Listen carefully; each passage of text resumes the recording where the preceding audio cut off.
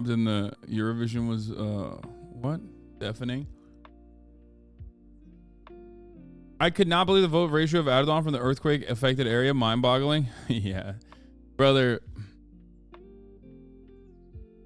I mean, why do you think people in West Virginia vote solidly red? It's the exact same thing. It's the exact same principle. It's the exact same fucking thing. All right, we're going to talk about that. It's literally identical, dude.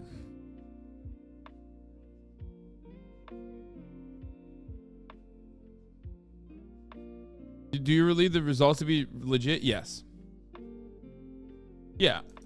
Turkish elections are not fair, but I guess technically quote unquote free. A lot more free than you would expect them to be. In the sense that, like, the votes are real. There's some fuckery every now and then, but the votes are real. Everyone will tell you that.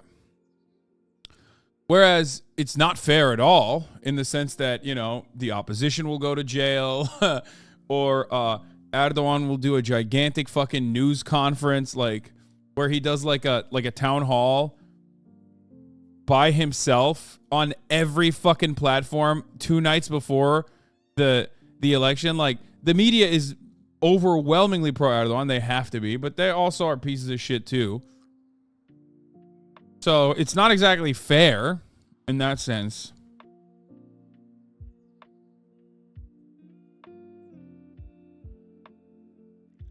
Like, here, this is the state broadcaster, okay?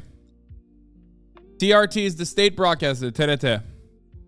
In 1 month leading up to the election, Erdogan had 32 hours of coverage. Kılıçdaroğlu, who is the opposition leader, 32 minutes. Okay? Like, it's fucking ridiculous. And that's just the state broadcaster. You would say, oh, of course that's going to be that way. You know what I mean? Of course that's going to, you know, this it's the state broadcasters doing state propaganda. It's like, yeah, except the entirety of, like, privately owned news media is also pro Erdogan. They own everything. Do CHP not have money? Brother, it doesn't work that way. In Turkey, whoever is the leader, okay, whoever is like the party, will basically put his own cadre of like aristocrats in positions of power and offer them a tremendous amount of favorable contracts and give them a shitload of money. It's the same in most countries. The only difference is that in America, both parties basically are abiding by the exact same masters, capitalism. So there's no like, any kind of like ideological difference there. And in Turkey, you could say that the ideological difference is not that severe either. But it's certainly a little bit more, it's a little different than America in the sense that, like, civil liberties do get pretty aggressively rolled back over the course of like a 20-year regime where Erdogan has been able to also successfully manipulate the public into voting for a referendum and change the constitution of the Turkey from a parliamentary system to a presidential one. You know what I mean? Like,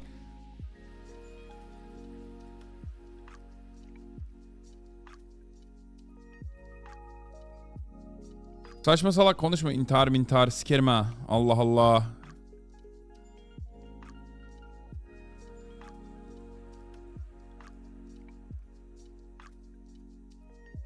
Anyway. I know, depreme kader diyen adam %70 aldı deprem bölgesinden, yeah. He got 70 to 79% of all votes from the areas impacted by the earthquake.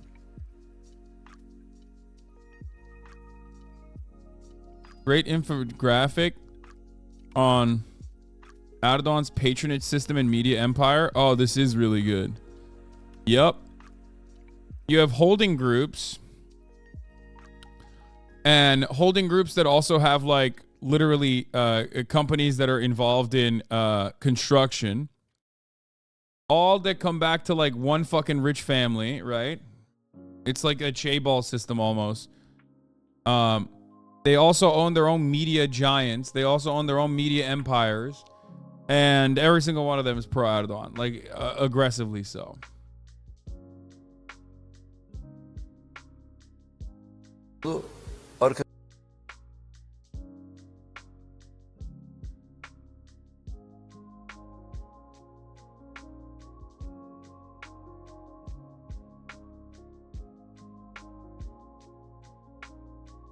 Abi 1 milyon geçerli soy var, adam koskoca dikdörtgeni tutturamıyor. Biz bu mallara ne yapacağız ya artık?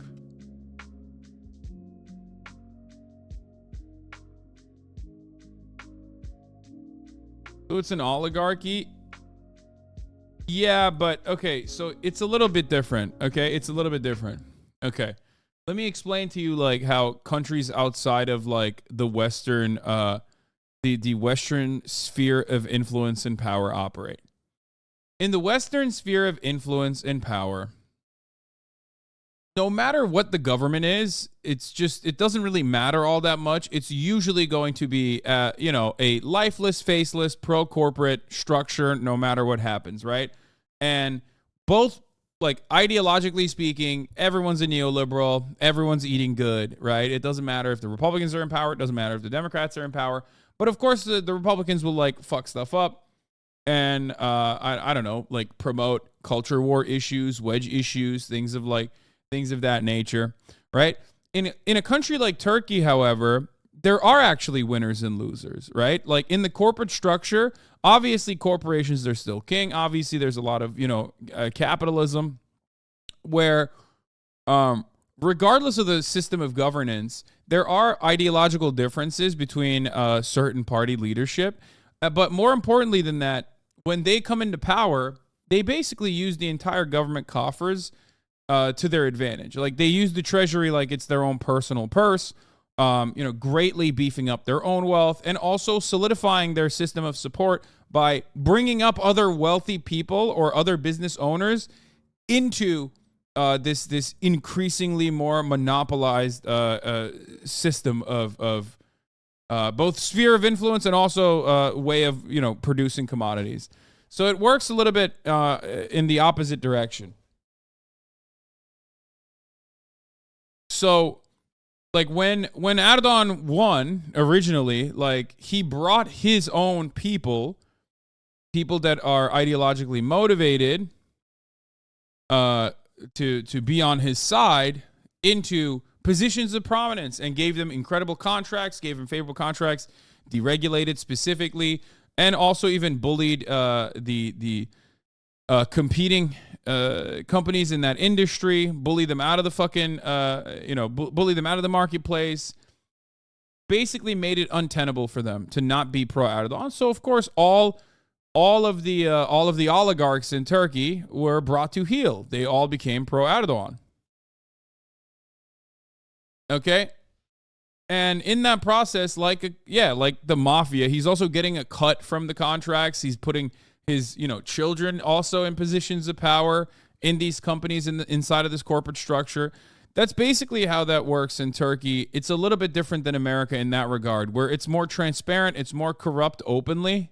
You know what I mean? Whereas like corruption is built into the system in the United States of America. I always use this example where bribery in Pakistan is seen as like this barbaric tradition, right? Whereas we have something very different here in the West. We have corporate lobbying. Corporate lobbying is regulated, it's legal, and therefore it's somehow different than bribery. It's not.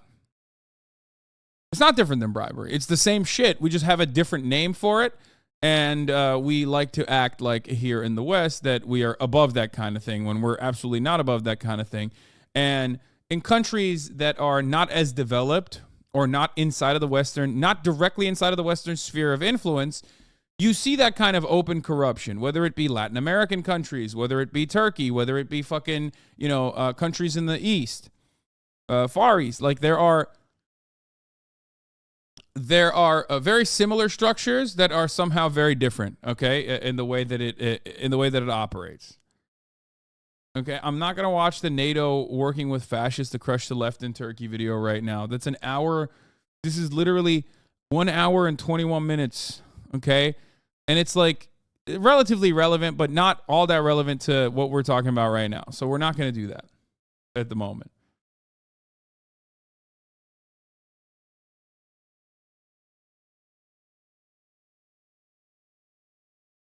So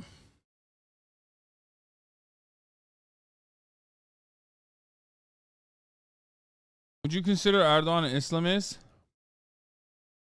Hasan abi niye Elon Musk'un FETÖ'cü hesapları susturmasına laf attın? Oğlum kaç senedir kaç senedir amına koyayım yaşıyorsun Türkiye'de? Sadece FETÖ'cü hesapları için mi Elon Musk'a gidiyor? Saçmalama abi, Allah Allah. Yapmayın etmeyin amına koyayım. Biz de FETÖ'cü değiliz ama yani FETÖ'nün götüne koyayım ama yani günün sonunda saçmalama yani. Direkt olarak o sadece FETÖ'cülere yapıyoruz. Sadece FETÖ'cülere yapıyoruz. Ah siktir lan. Get the fuck out of here. Yapmayın etmeyin oğlum, Allah Allah. Bu yüzden işte zaten Erdoğan kazanıyor amına koyayım. Hala Erdoğan'ın karşısına geçen adamlar bile yine kendileri dönüp diyorlar abi niye FETÖ'cülere aslında saldırıyor bunlar.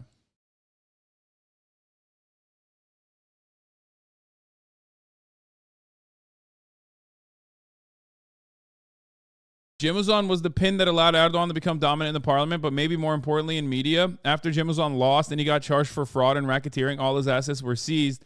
He was a media czar. All those outlets went to Erdogan's allies on the cheap. That's how Erdogan got to start. Yeah.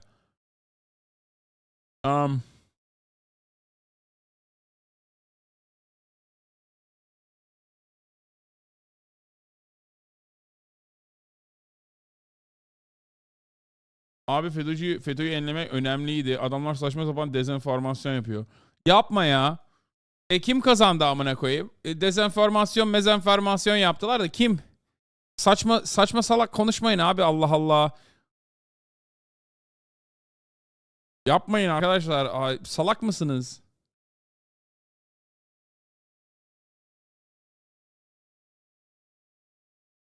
Onlar FETÖ'cüye gidiyoruz diye sizi kandırıyorlar yani. Günün sonunda ne dezenformasyonu yapacaklar? Erdoğan yine amına koydu yani. %50'yi neredeyse yakaladı yani. Okay.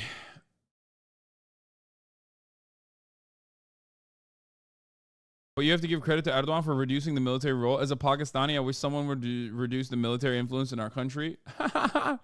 Yeah. No, totally. Erdogan definitely reduced the military role. Motherfucker, the only military role he reduced was basically cut through the fucking ranks of Fethullah Gülen supporters. Which, that's it. That's the only valid reduction of military role that he engaged in. And also, he doesn't want to get fucking, he doesn't want to have a coup. So that's part of the reason.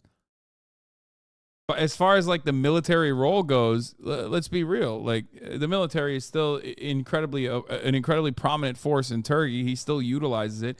Half of the country is like directly controlled by military police, gendarme. Many places, even in big cities outside of like the city limits, are still absolute. Like Turkey, the Turkish military is a really prominent and really important, influential part of Turkish existence in a way that you can't understand here in America. Is Erdogan one of the richest people in Turkey like Putin is in Russia? Yes. Erdogan and Putin and people like that are actually way wealthier than like the fucking billionaires that you see on the Forbes list, okay? But yes, of course they are. They are insane. Dude, they have the entire country's treasury, the entire country's purse as their own personal purse, okay? That level of wealth and power is unimaginable.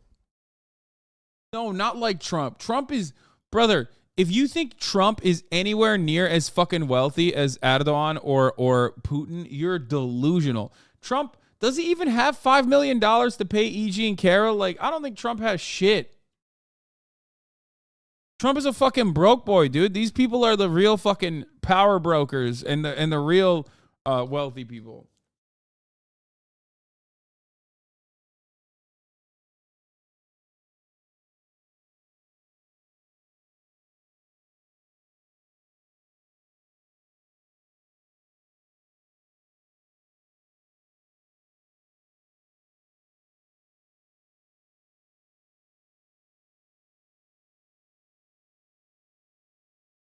He removed the Kemalist elements from the military with the help of Güleniz.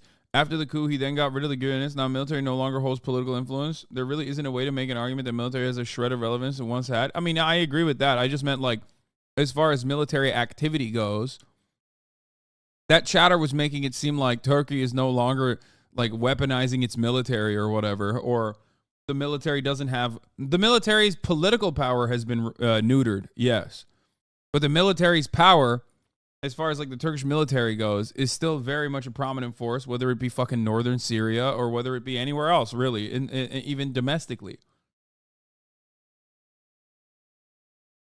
Only thing that increases the jingoism and the authoritarian tendencies among people. Yeah.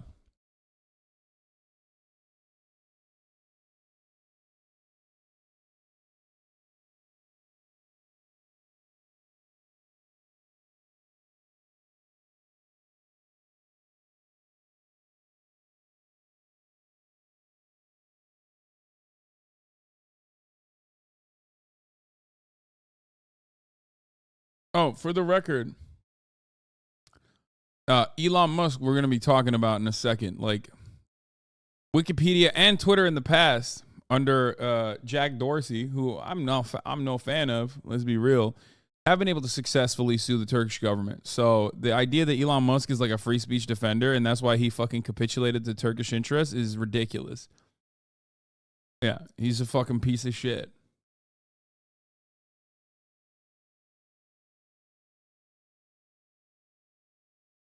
Anyway. Sence ne olur ikinci tur? Oğlum ne olacağını gördün zaten. Birinci turda gördük zaten. Ne olacak? Daha mı iyi olacak Kılıçdaroğlu için 28'den önce? Yapmayın etmeyin abi.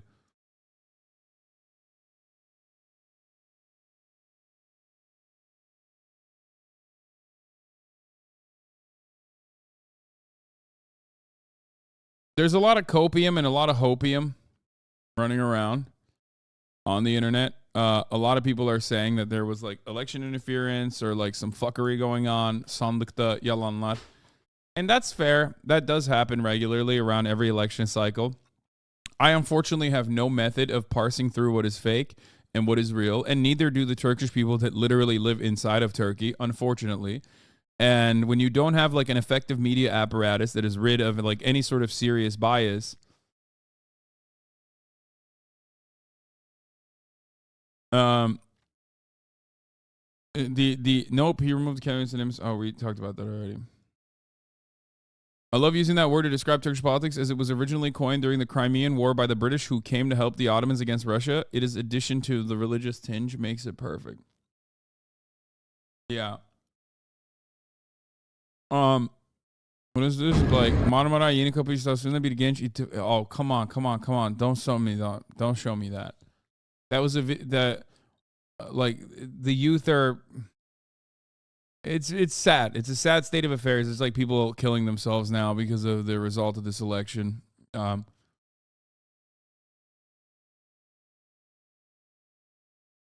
Exit and press charges after anything that threatens my life, relationships, and rights. Okay. Ban. I don't know what you're talking about.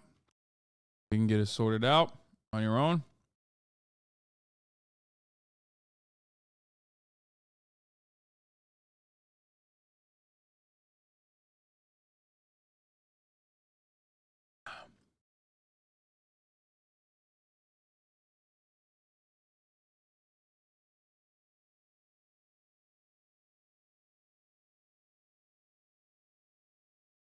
Not only the Turkish media, but also regionally many Eastern news, such as Al Jazeera's coverage, has been pretty pro Erdogan.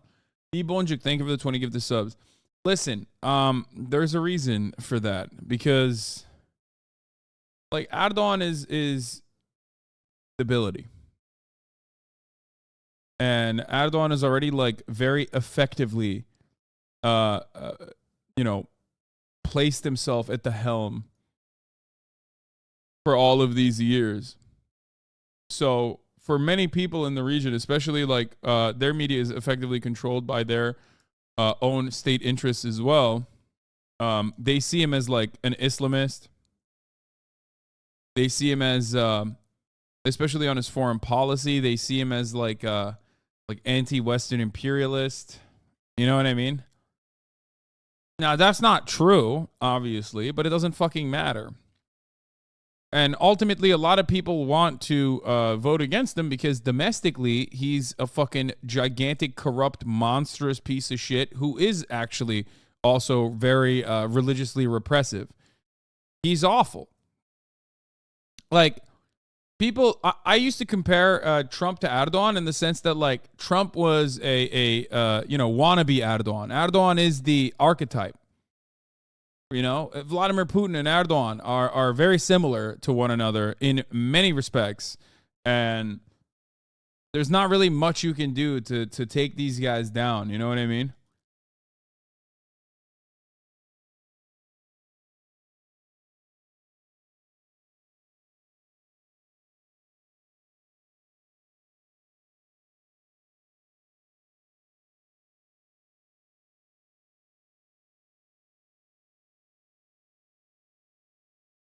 Because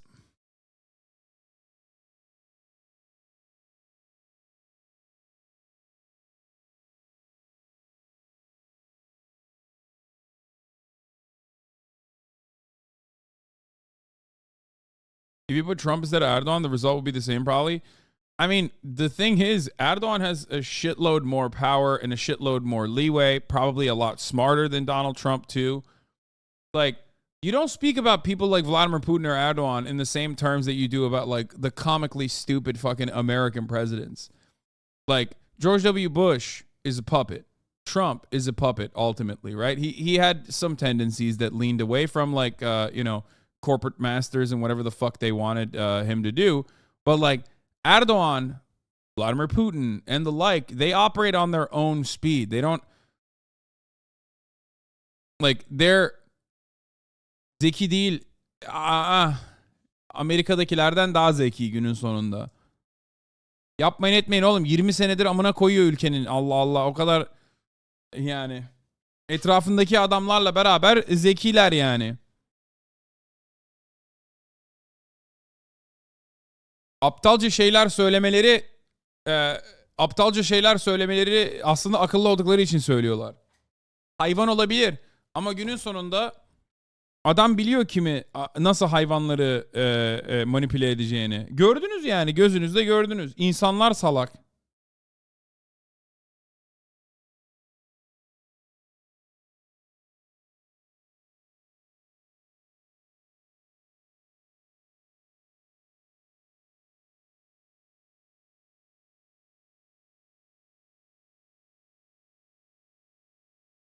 Erdogan got huge support even in earthquake cities. Erdogan got huge support, especially in the areas struck by the earthquake, my friend.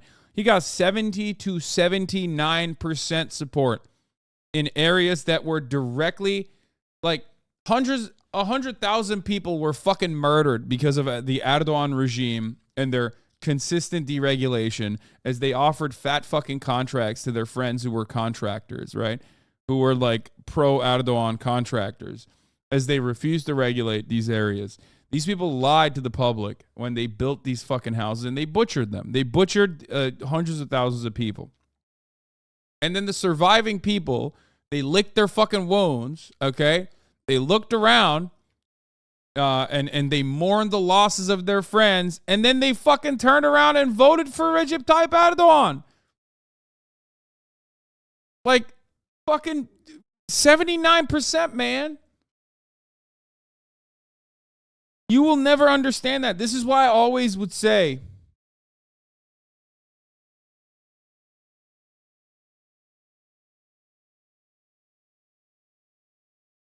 this is why I always say, like, one aspect that's oftentimes not talked about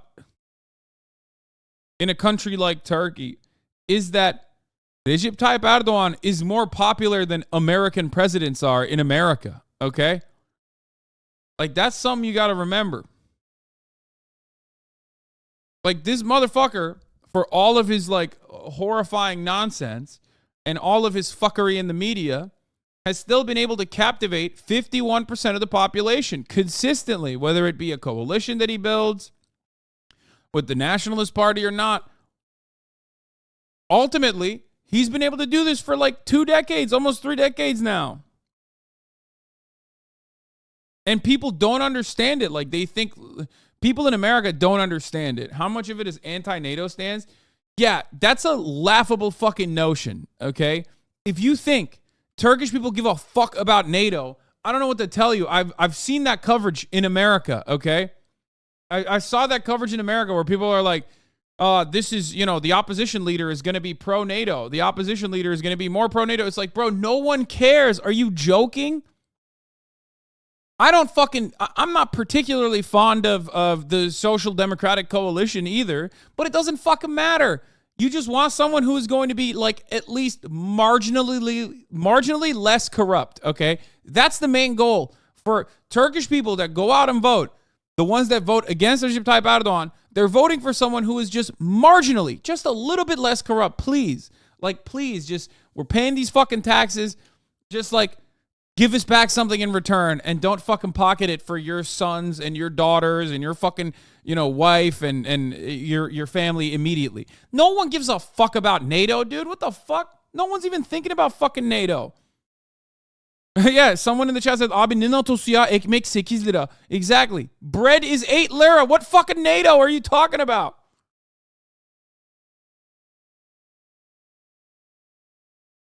You think motherfuckers care about NATO? They got no future, dog. Every aspect of their life is like riddled with, mini tyrants that are corrupt, leading all the way up to the fucking, major leagues.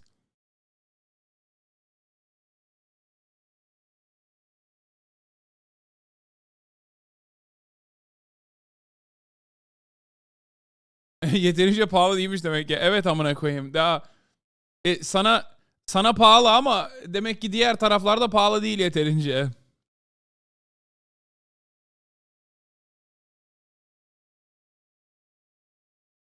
The economy is so bad, but people still vote for Erdogan for them, so it does not even matter. Yeah, because he's like a cultist, dude. It's like Trump supporters. Trump could literally be like, I hate all of you. I hope you fucking die in Alabama, and they will still vote for him. Okay? They're like, that's my leader. I love him. Okay? That's it.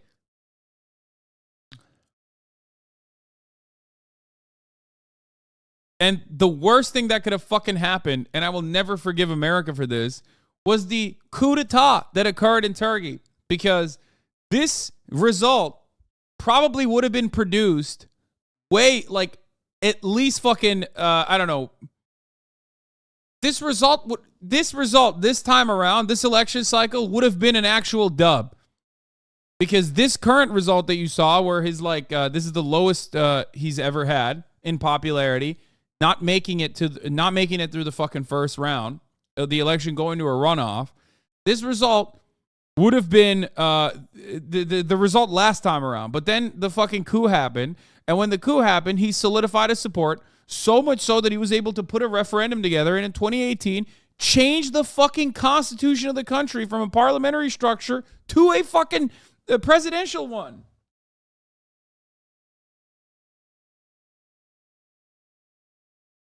So it's more of a cult than fear vote? Yeah, no, it is. It is a cult vote. Abi amcamın oğlu aşıdan 100 kilodan 60 kiloya düştü. Hala Erdoğan'a vermeye devam ediyor. You can't put all the blame on the populace, bro. First of all, I've already described to you what some of the major problems are as far as like the media is completely fucking under Erdogan's thumb. There's no valid opposition.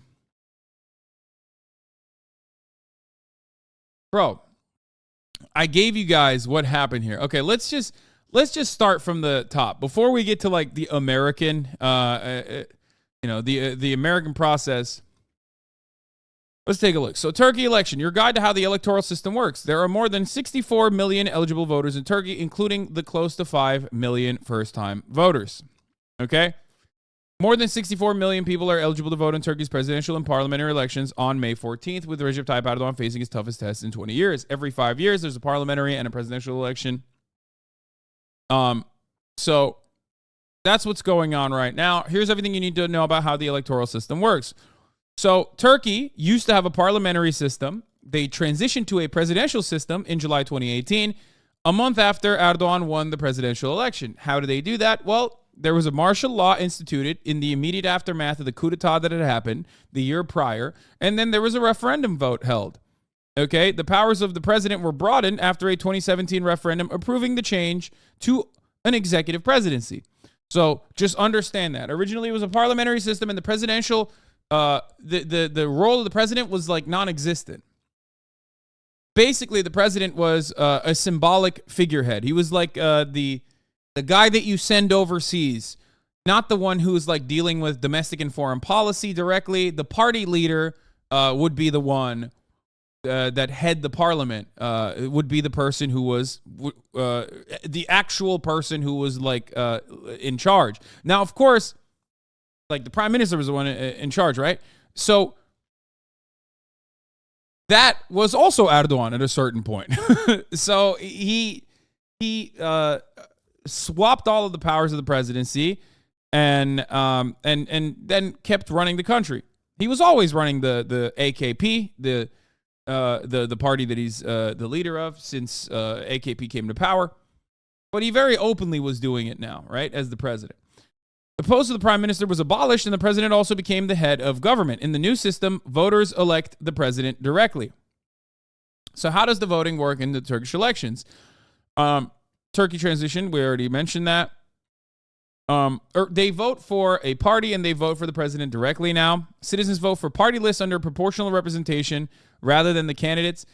600 members to be a part of the parliament. A party needs to gain 7% of the vote or be a part of an alliance that does. Okay.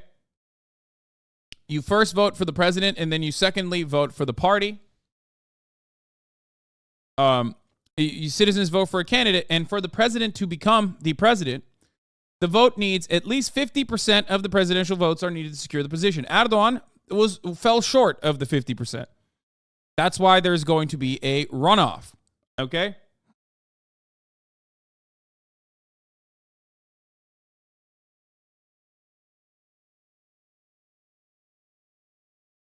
Less than 50% of votes in a runoff between the two top scoring candidates will be had as well.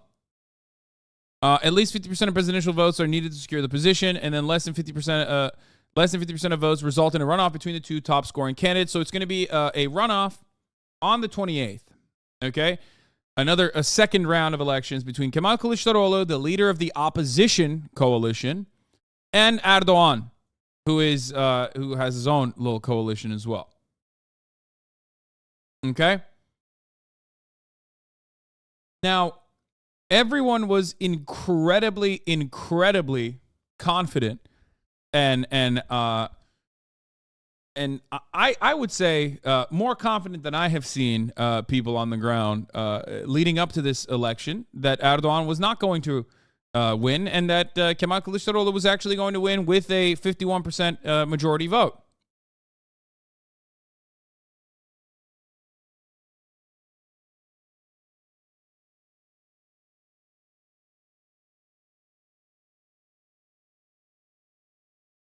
So, elections are held every 5 years, like I said. The 2023 polls, initially scheduled for June 18, were brought forward May 14th. So, for the record, one other thing that I have to mention, by the way, is that polling results in Turkey are so fraudulent. Okay? I know this completely. Like, you look at like actual polls in Turkey, it's completely broken. Okay? It is a completely fraudulent industry, even more so than polling in America. Okay? And in those polls, it looked like, Kılıçdaroğlu was fucking slapping ass cheeks, crushing ass. Erdogan's own poll showed Erdogan crushing ass cheeks and slapping ass. Turns out the truth was somewhere in the middle, but like with Erdogan crushing more ass cheeks than Kılıçdaroğlu's coalition. Okay? Who can run for president? A potential candidate must be a Turkish citizen, at least 40 years old, and have a bachelor's degree. Candidates are nominated by parties that received at least 5% of votes in the previous parliamentary polls or have 20 seats in parliament. A presidential hopeful could also seek a nomination by collecting 100,000 signatures of support from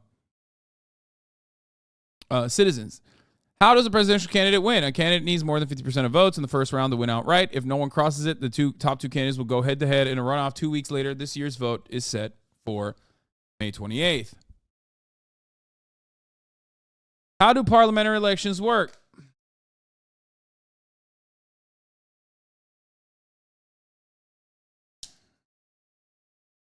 I don't know how Erdogan's degree situation works. I think does he have a bachelor's degree? I don't know. Anyway.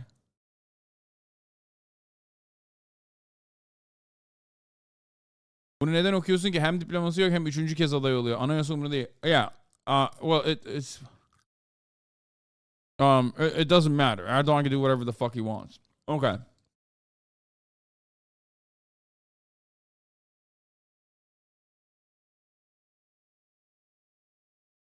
So, how do the parliamentary elections work? The current parliament has 600 seats. Turks vote for a party list as opposed to the candidates. To enter a parliament, a party needs 7% of the vote. Or to be an alliance that does, voters will choose a new parliament president on May 14th. They did, and Erdogan actually slapped ass cheeks there too. This is what the alliance looked like before this election cycle. The People's Alliance, AKP. Why the fuck is Al Jazeera writing AK Party? By the way, bunlar Katar'da ama AK Parti yazıyorlar amına koyayım. Lan sanki şey inanılmaz yani. Ulan Katar'dasın, sana ne lan? Eşşol eşek. Niye AK Parti yazıyorsun amına koyayım? AKP yaz. Orospu çocuğu. This is a small but I guess significant point of contention. AK Party means pure party. Okay? That's how they branded themselves.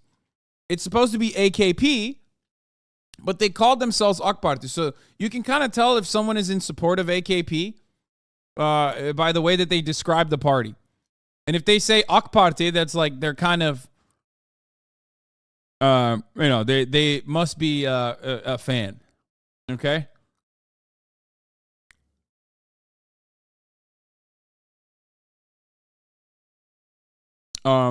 Anyway, you have the Labor and Freedom Alliance, HDP, TIP, the communists and the Kurds.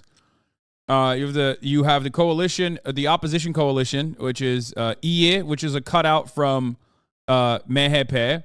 DP, DEVA, SP, and CHP is like the main one, the Social Democratic Party. And then you have some others. Elections for the 600 members of the National Assembly, as the Turkish Parliament is known, are carried out through a system of proportional representation. So Turks vote for party lists rather than the candidates, and the seat members correspond to votes cast per party rather than alliances. Okay? The 600 members represent 87 electoral districts in 81 provinces. Electoral districts are allocated parliamentary seats in proportion to their population. To enter parliament, a party needs to get 7% of the vote or be part of an alliance that does. Candidates must be at least 18 years old. To obtain a parliamentary majority, a party or alliance must hold more than half or 301 of these seats. The current parliament before the election was 285 seats. The far-right ultra-nationalist MHP, Milliyetçi Hareket Partisi, the Hareket Party, nationalist movement, the ones that NATO, beefed up and put in power, who was doing far-right terror in the country back in the day during the Cold War. They have 48. They are a major, they are the largest ally to Erdogan's Adalet ve Kalkınma Partisi, which is the Justice and Development Party. And then the main opposition, center-left Cumhuriyet Halk Partisi, which is the Republican People's Party, the Social Democratic one, has 134 MPs. And the center-right ally, İYİ Parti, which is a cutout from the MHP originally, has 36. And the pro-Kurdish Halkların Demokratik Parti, the People's Democratic Party, HDP, which also happens to be my initials as well, has 56 lawmakers.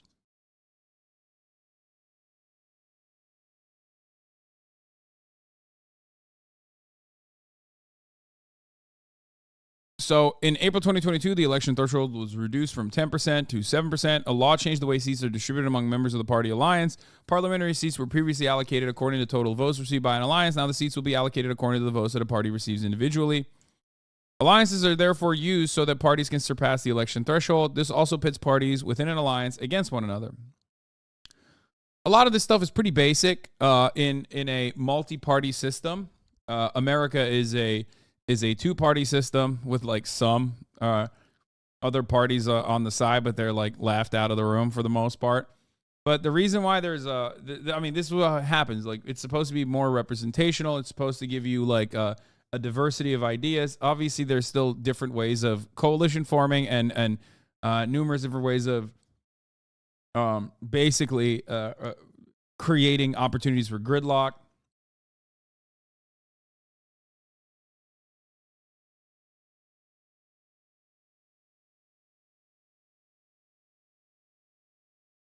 Voting for Erdogan can also be described as working for a minimum wage, but act delighted when seeing a TOG, a brand new Turkish electric car, for the record. It is an EV.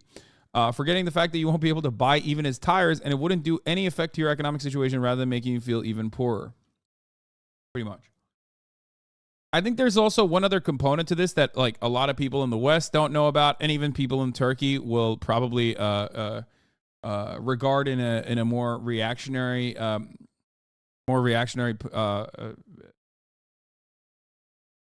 perspective, which is that Erdogan juices the fucking country. He steals a lot of money, but he also gives a lot of cash to underdeveloped parts of the country. He doesn't actually engage in like even development in the same way that like Xi Jinping does, for example. He just does. He gives them a lot of cash, though. There is a dramatic amount of there is a tremendous amount of welfare, but also on top of that, there is very uneven development, but also not great development in areas that are in desperate need of development, but ones that are basically aesthetic. The example I can show you is basically, for example, taking the fucking earthquake funds and like building roads that got eviscerated by the earthquake, right?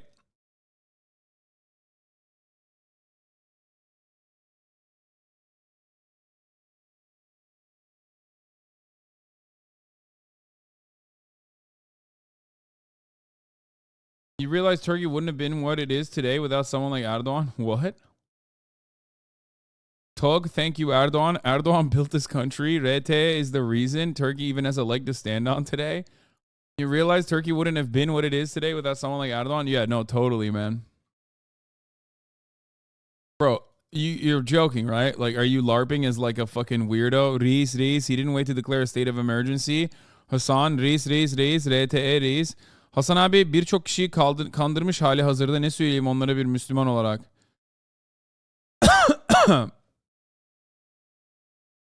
Hasan, what can we tell other Muslims? Because, man, they've been so gullible about this. There ain't no fucking way this dude is like been in here for 8 months and he's like legitimately a fucking Recep Tayyip Erdogan supporter, right? Koyun.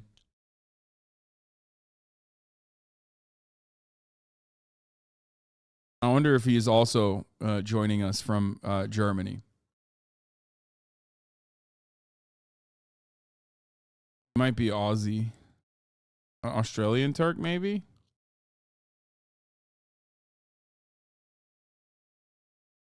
I mean, a lot of bad shit's happening in Turkey. Maybe he's right. Would have been better without. Recep Tayyip Erdogan established himself in securitarian politics. Kılıçdaroğlu was able to get away from the elitist politics traditionally associated with the CHP. Kemal Kılıçdaroğlu constantly insisted on talking about the economy without going on culture wars, yet Erdogan prevailed by scaring people with the usual HDP equals PKK, and HDP supports Kemal Kılıçdaroğlu, and his military hardware porn overwhelmed economy concerns for his supporters. Recep Tayyip Erdogan lost votes and seats, but to his right.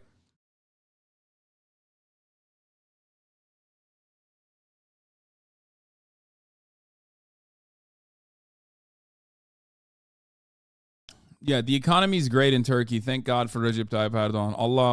Allah'ım çok mutluyuz yani. Yeah, he's right. Turkey wouldn't be in the fucking dire economic situation that it's in without Recep Tayyip Erdogan, so he's right. Like literally. But hey, it's not dissimilar. Falan değilsin abi. Doğru söyle. Kıskanıyorsunuz, biliyoruz. Ahaha. Yeah.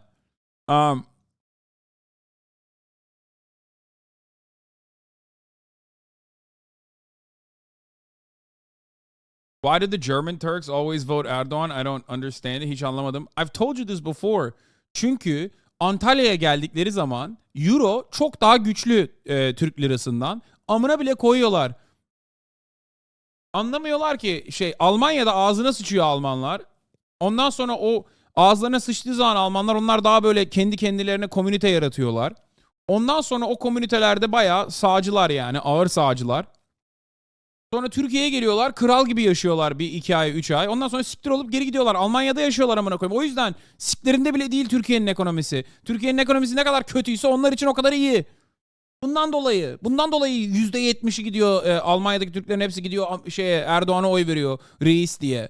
Hem Müslüman hem ağır yani ağır İslamcılar. Ondan sonra bir de aynı zamanda amına koyuyorlar Türkiye'nin ekonomisini. Onlar için onları sikine değil ki. That's it. That's the reason. The reason why a lot of German Turks, and this is a major diaspora, so like it is actually significant. German Turks vote for AKP because they want to live like kings in Turkey with their euros. Exactly. They don't live in the shitty economy in Turkey, so they don't give a fuck. They don't care. They live in Germany. They only experience Turkey as tourists. And the euro is way stronger than the fucking Turkish lira. So when they come back to Turkey, they only see it as like a travel destination where their money is more powerful.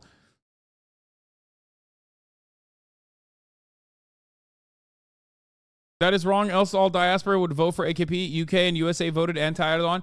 Yes, there's also a difference. There's a major difference there that the German diaspora, and I just already talked about it, is significantly more powerful and has a sense of community, okay? And that community revolves around like how they get shit on by Germans, the white Germans at least, okay? So in that, where they feel like they've been ousted from like normal German public life because of all the anti-Muslim sentiment expressed towards Turks, the German form of racism that gets thrown around a lot against Turkish people there. Their sense of community revolves around being like that chastising forms a stronger bond with like being whatever, like, pro Tayyip Turk, because they see Tayyip as like shitting on the German government. When you get pushed away from the rest of public life, you end up holding on to your community. And if your community is built around like being very right-wing and Muslim, right? Then that's what's going to happen.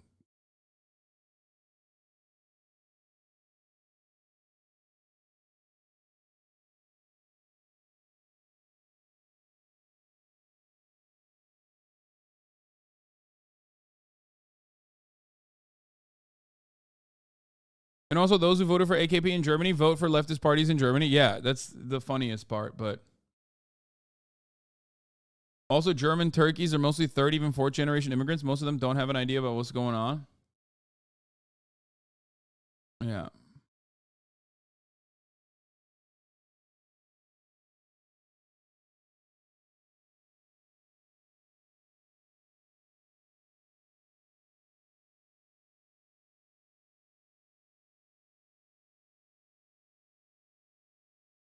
The reason is because the German diaspora initially came from Turkish immigrants from Anatolia who were much more conservative and religious compared to like the USA and Canada, which was more university grads and educated Turks that went there for high-paying jobs who were more secular and modern. That too. But ultimately, it's a reactionary community development that was built out of necessity and built for protection, and it's centered around mosques, and it's centered around their way of existing within Islam. That's part of the reason why I have a lot of German Turks who are in here who are fans of mine, because I do routinely defend the rights of Muslims in the Western world. So they come in here and they're like, oh, this guy's spitting a lot of truth. I like what he's saying. So then they come in here, and then when they hear what I have to say about fucking Erdogan and Islamists in Turkey, they're like, whoa, hold up. What the fuck?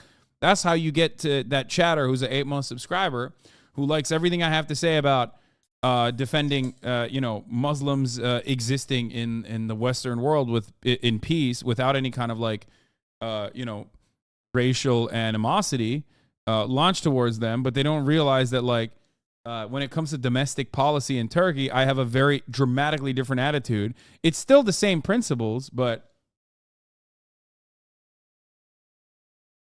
I just don't understand why it's unacceptable to support Erdogan and AKP when they put Western liberal democracies to shame. See, exactly. This is exactly what I said. Look, there you go. He thinks that Recep Tayyip Erdogan is speaking truth to power against Western imperialists. Okay, that's what they all think. They see the headlines in Germany about like how he's fucking sticking it to Merkel, and then they go, oh, that's great because what Merkel represents, or what the German politics represents for them, is a shitload of hatred. They put Western liberal democracies to shame comparing the social, economic, infrastructural progress Turkey has seen in the past 20 years. I say this as a leftist Turk. It's not like the CHP is any less authoritarian. They literally oppressed Turkish society for half its existence. I voted for Erdogan because what is the alternative there? What the fuck? You are not a leftist if you voted for Erdogan. That's insane.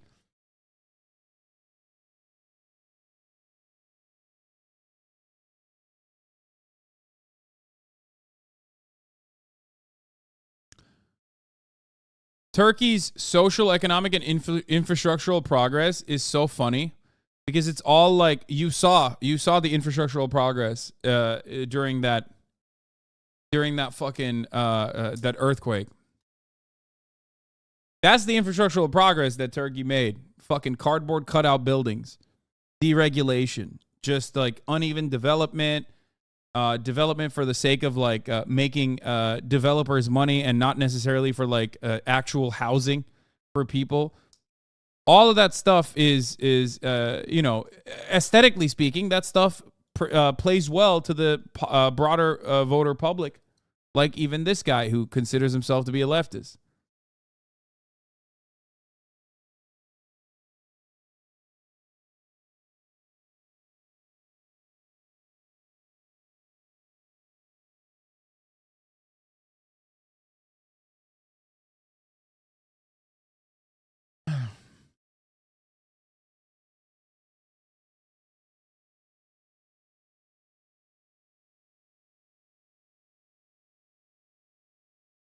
Anyway, infrastructure on AKP regime is mainly roads and mosques, no trains, no proper housing extensions, etc. Yeah.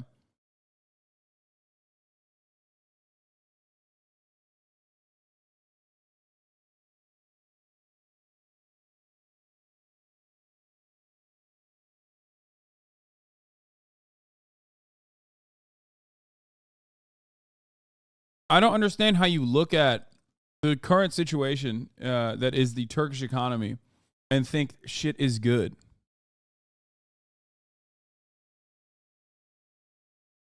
Abi işte bu kadar basit. Çok irdelemeye gerek yok. Kemal Kılıçdaroğlu Anadolu'da deccal olarak karşılanıyor. Cahil halk da oy vermiyor. Sol sağ biteli çok.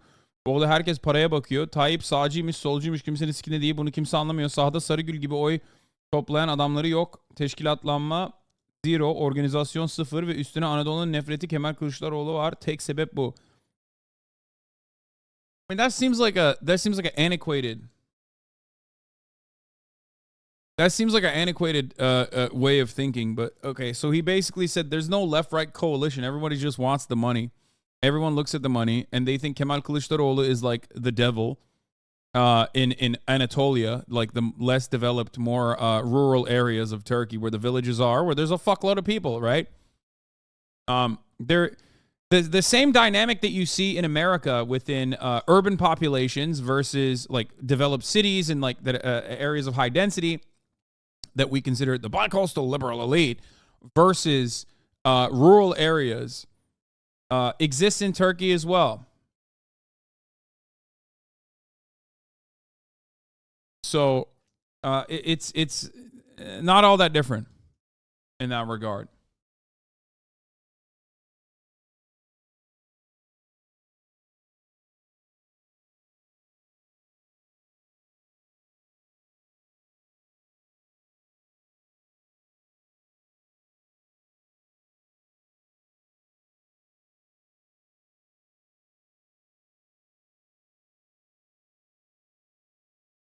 I mean, the Erdogan regime has become such a massive fucking demon with its tentacles in every part of Turkish existence. It's very hard to like describe. It's like it's resembling almost like a one-party structure. It's not entirely it's not like China where it's just the Chinese Communist Party or anything, but it is still a one-party structure. You know what I mean? Almost. It's like run by a cult.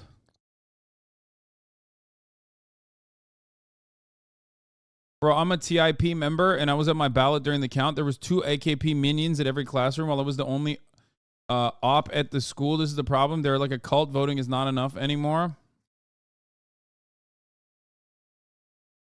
They say we stand out for Muslims, and they spend billions of liras for 1,000 mosques, but only 3 to 4 people go pray sometime.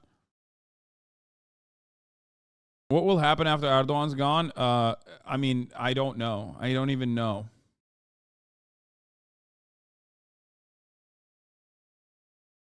All right, let's watch. Let's watch the American. Now that I gave you a little bit of what's going on in Turkey, let's watch the American analysis on the situation. Have a big impact on the U.S. and its NATO allies. Voters went to the polls yesterday after a natural disaster and an economic collapse put the country's longtime leader under heavy pressure. President Erdogan is claiming success this morning, but he's expected to face a runoff election later this month. Remy Inocencio has more on the future of this important U.S. partner. Every fucking American outlet that I've seen on this literally has talked about NATO, which is so funny. Or like how close Erdogan is to Russia and how Kemal Kılıçdaroğlu is going to be more pro-NATO and more anti-Russia. It's like, dog, no one cares. In Turkey, like, it is so laughable to think that that is the reason why they're voting for one person over the other. It is hilarious, okay? It is fucking hilarious. NATO'yu sikime taşağıma sürdüm. Amerikalılar gelip alsın. It's like, it's so fucking laughable, dude. It's so insanely stupid. Like, motherfuckers want to buy bread, dog. They don't give a fuck about NATO. So dumb. They give a fuck about the top of the hour ad break and how expensive it's become. Because at the top of the hour, there's a 3-minute ad break. If you no longer want to see those ads, it's $5 a month or a free Twitch Prime subscription, okay? You can also get gifted a sub if you're lucky.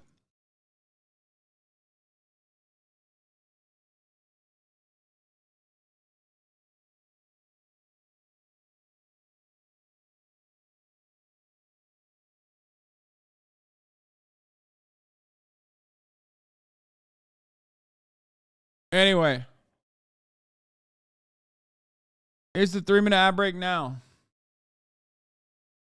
Yeah, people are fucking committing suicide because of this election, and motherfuckers in America are like, yeah, it's the NATO. Yeah, dude, they're killing themselves because they're not because Recep Tayyip Erdogan is not pro-NATO enough. You know what I mean? Like, that's why, yeah. It's fucking such a ridiculous take.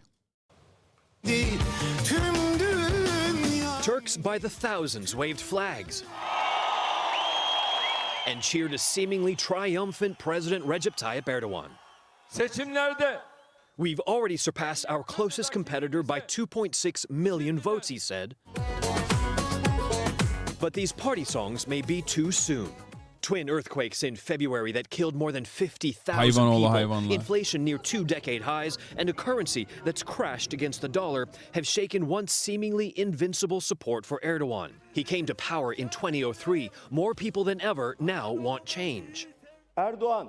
Elections are not won on the balcony. Data is still coming in, said opposition candidate Kemal Kılıçdaroğlu. Thank you for the 20 gifted subs. He could still be president. A record number of votes, 1.8 million, are also being counted. Critics say Erdogan has amassed too much power as president, diluted democracy, and derailed secularism on which the country was founded.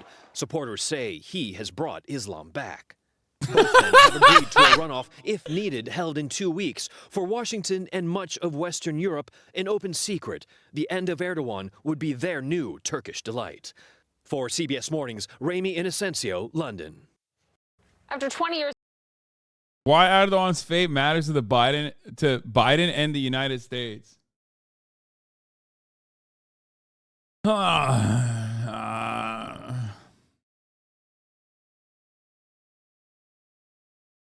So there's also like some child marriage controversy happening in Turkey as well. I've heard this too. Look, I'm not super up to date with everything that's going on, I will admit, but I have heard the child marriage shit too. For example, where is it? What the fuck? What is this? I heard that there is like child bride advocacy happening in the Turkish Parliament, or like some people that made it into in through the AKP coalition have been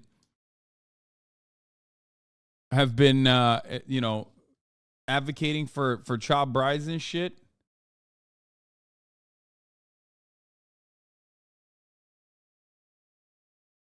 Hüdapar, is that what it is? Turkey's filled with Islamic cults. Yeah. Abi meclise refahçılar ve Hizbullahçıları soktular. Ne bok yiyeceğiz biz? Şeriat gelecek ülkeye. Bunun hakkında da bir şey de delirmek üzereyiz. Seküler kesim olarak bir şeyler söyler misin? Al abi burada.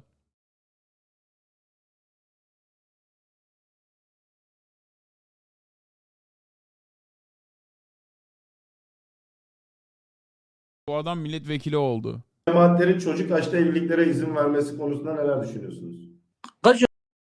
This guy This guy just straight up said, what do you think about child marriages? Okay. So this is Hüdapar Zekeriya Yapıcıoğlu. Okay. Çok yapıcı bir adam. He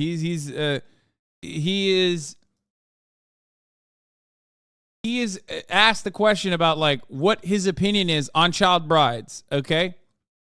I wonder what he's gonna say. Yaşında çocuk, neye göre çocuk, kime göre çocuk? Şimdi bazıları He said, started off very strong. He said, 15 years old child? Well, who's to say that that's a child? To who is this 15-year-old a child? You know what I mean?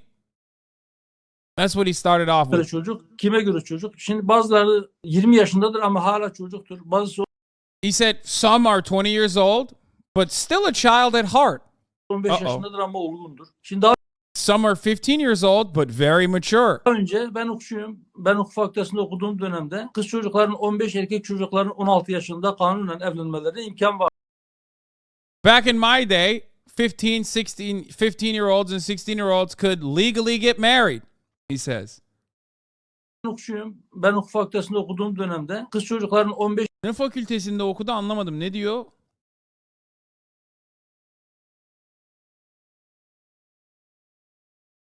Hukuk.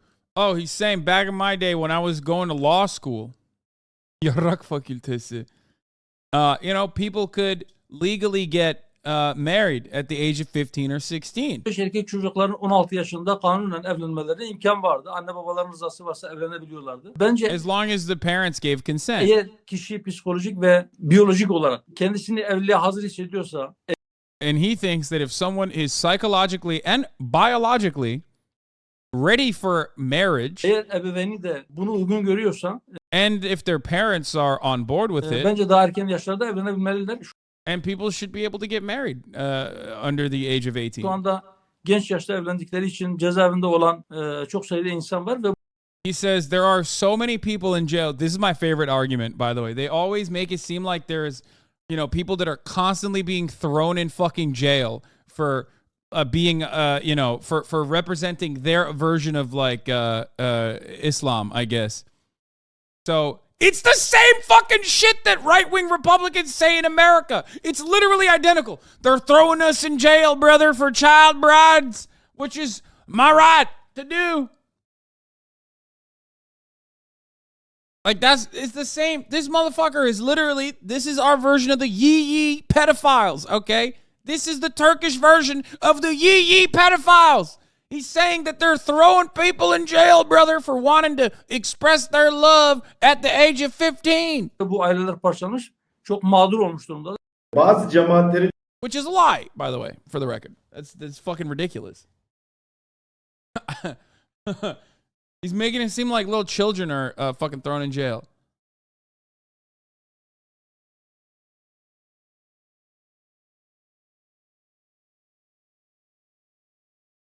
I like that he also makes it seem like child brides are happening between two 15-year-olds, which is not the case, and not some motherfucker like him and a 13-year-old girl, which is the case, okay?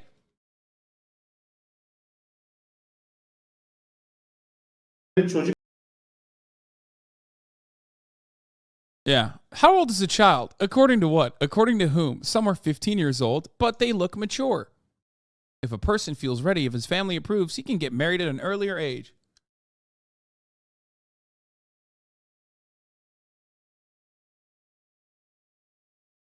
So, Mike Moon advocates for the same thing. I've heard you talk about parents' rights to raise their kids how they want. In fact, I just double checked. You voted no on making it illegal for kids to be married to adults at the age of 12 if their parents consented to it. You said actually that should be the law because it's the parents' right and the kids' right to decide what's best for them to be raped by an adult. Okay? Do you know any kids who have been With married marriage. at age 12? That was the law. do you know any You voted kids- not to change it. Do you know any kids who have been married at age 12? I don't need to. I do. And guess what? They're still married. Gentlemen, Oh, he said that's the only successful form of marriage. It's called child brides, brother. What the fuck you mean? Bro, the arguments are the same. Conservatives are a fucking monolith. Reactionaries are a monolith, okay? The closest you can arrive at a monolithic understanding of the fucking world is like when you look at reactionary arguments, okay? It's always the fucking same, dude. It's the same. Look at that.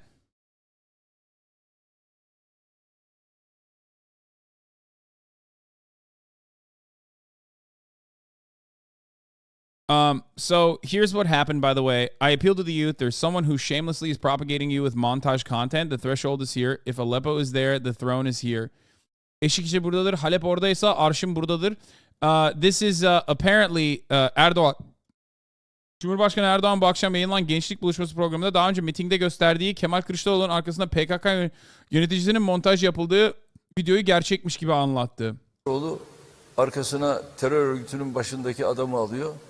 Haydi diyor. O da haydi diyor. Bununkini nereye koyacaksın? Bizimkini nereye koyacaksın? Haydi birlikte sandığa. Haydi. Who believes this?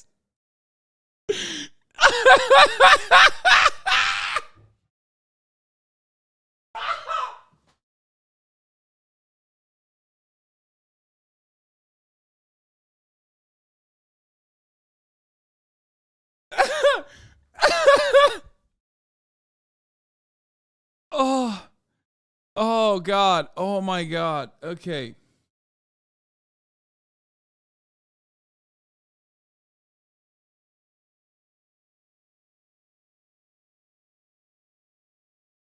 İnanmaya geçer bunu mitingde gösterdiler. Yeah, apparently he showed this at like fucking his.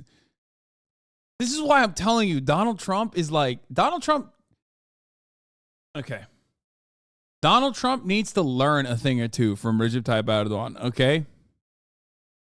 Like, he needs to learn a thing or two. In the youth meeting program broadcast tonight, President Erdogan described the video of the PKK executive behind Kemal Kılıçdaroğlu, which he previously had shown at his rally, as if it were real. It was not, of course.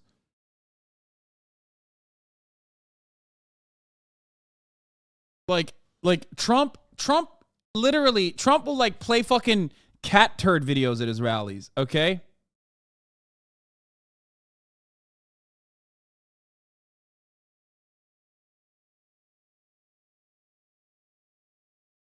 Like, he doesn't know there's way worse ways to fucking, present your opponents.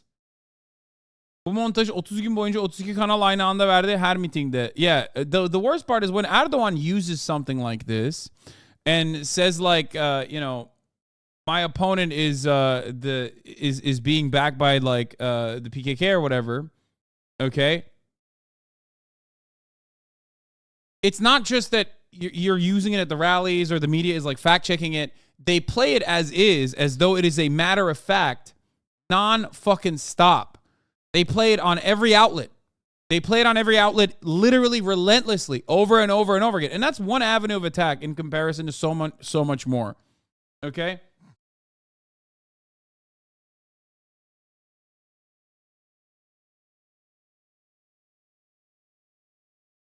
Şu an Türkiye'de olsan terk eder miydin? I mean, ben Türkiye'de değilim ve Türkiye'ye gelmeyeceğim büyük ihtimalle. O yüzden öyle söyleyeyim yani sana. Okay. Ah.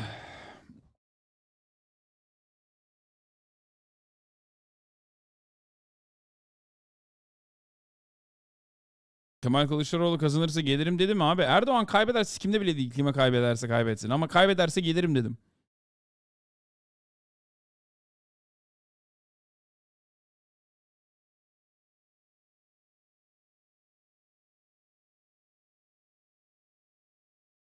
Abi şunu izle, komik yarılırsın.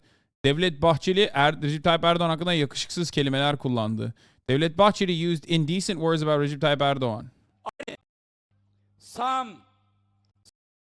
Sam, Tony, Johnny, Herkel, Frank, alayı birden Türkiye'de Recep Tayyip Erdoğan'ı silmeye kalksalar başaramazlar. What? Hayır. Ne? Ne? Ne? Oh, he literally said if all of these people got together and tried to fuck Recep Tayyip Erdoğan, they would not be able to. It's silkmeye, not to fuck. Yapmayın abi. Ne? Sikme... Ne?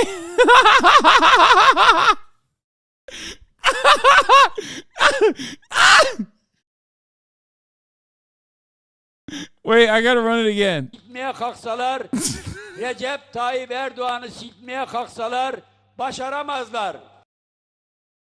What the fuck? Yo. Okay, this is a little too much. This is like, okay. He just straight up is saying like, silkmek abi, silkelemek. Okay, I get that. It's funny because the word between like fuck and also like I guess dethrone is like very similar. But he just straight up says Türkiye'de Recep Tayyip Erdoğan'ı silmeye kalksalar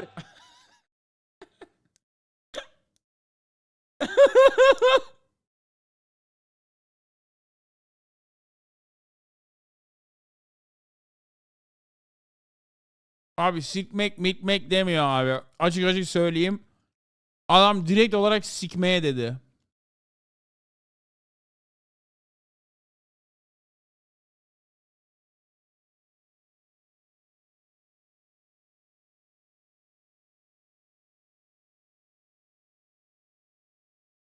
Şu an Türkiye'de herkes, önemli bir kesim ABD'nin Türkiye seçimleri her anı takip ettiğini düşünüyor. Sen anlatsana bir, ABD'nin sikinde mi buradaki seçim? Hayır, kimsenin sikinde değil.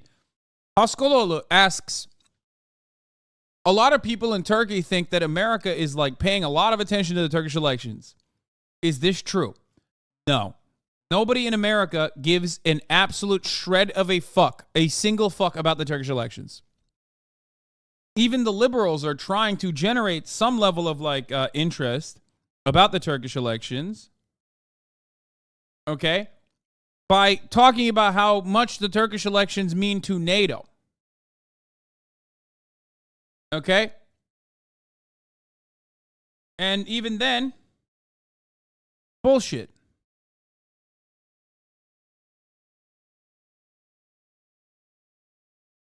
They don't give a fuck.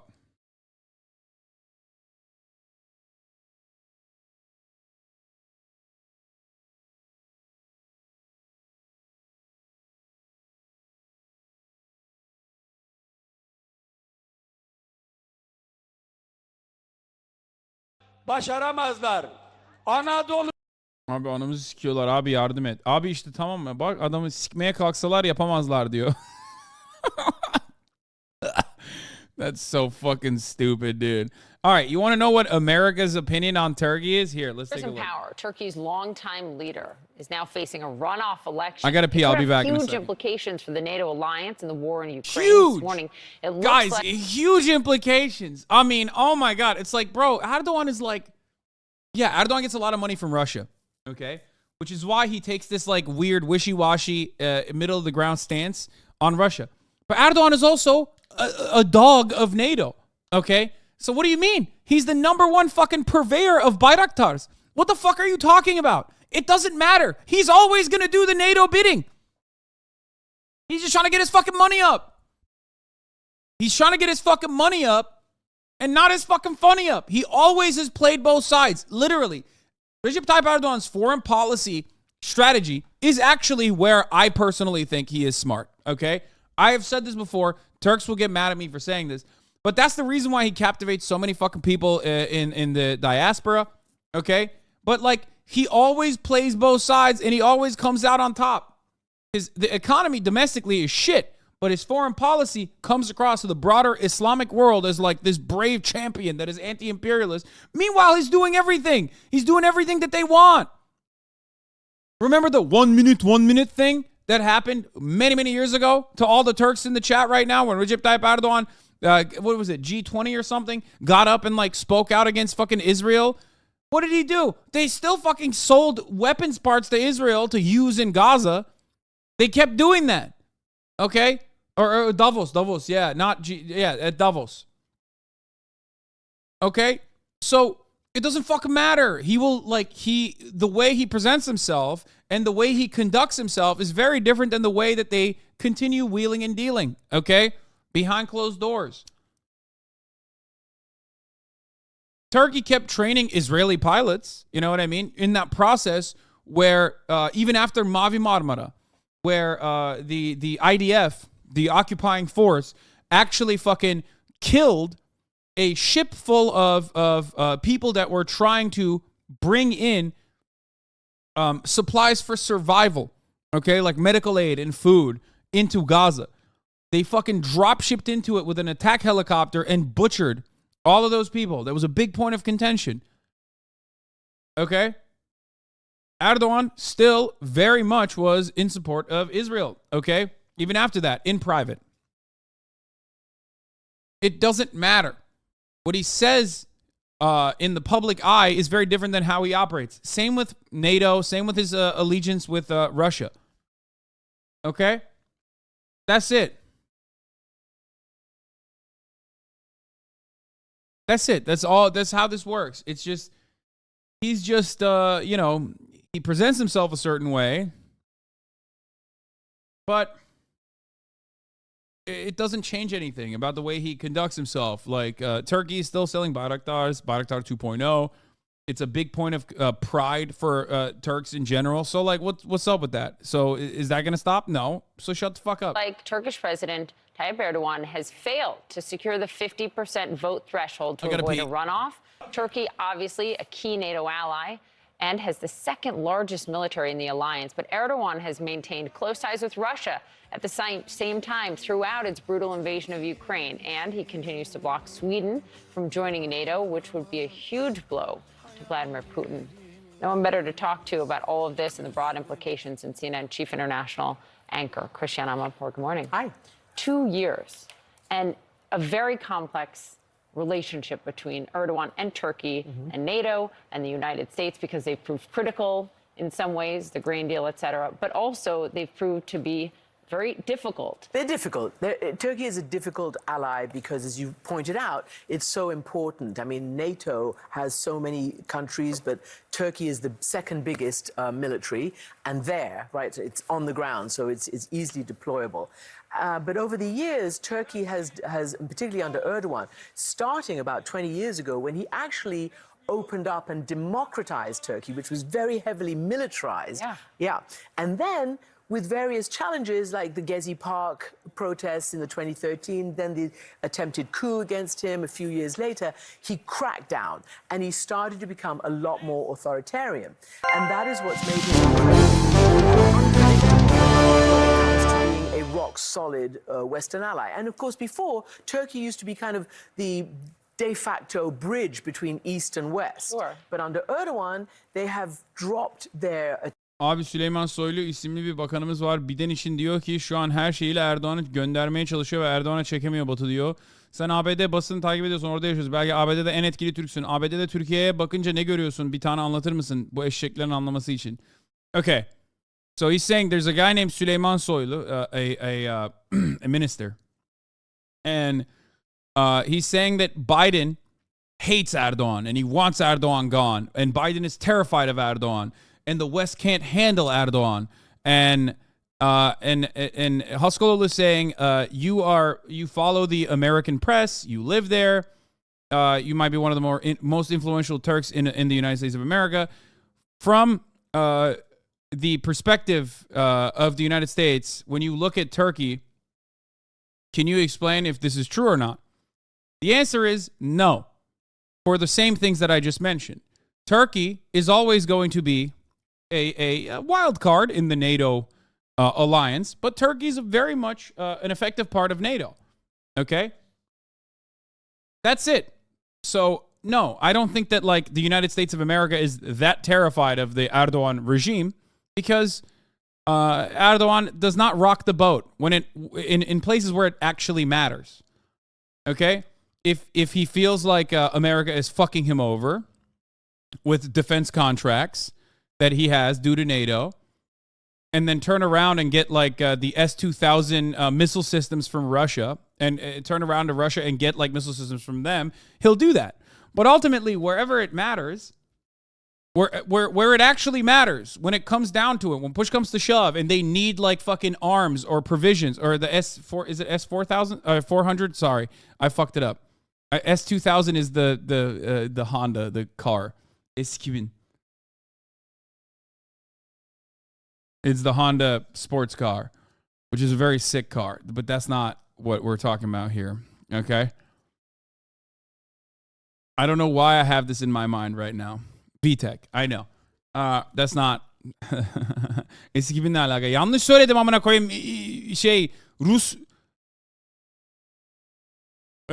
Rus füzelerini, defans sistemini söylerken S2000 dedim abi, amına koyayım. Aklımda Honda var.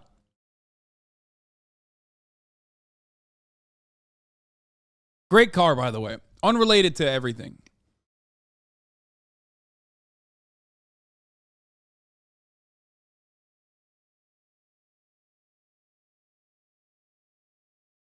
Tayyip Erdoğan.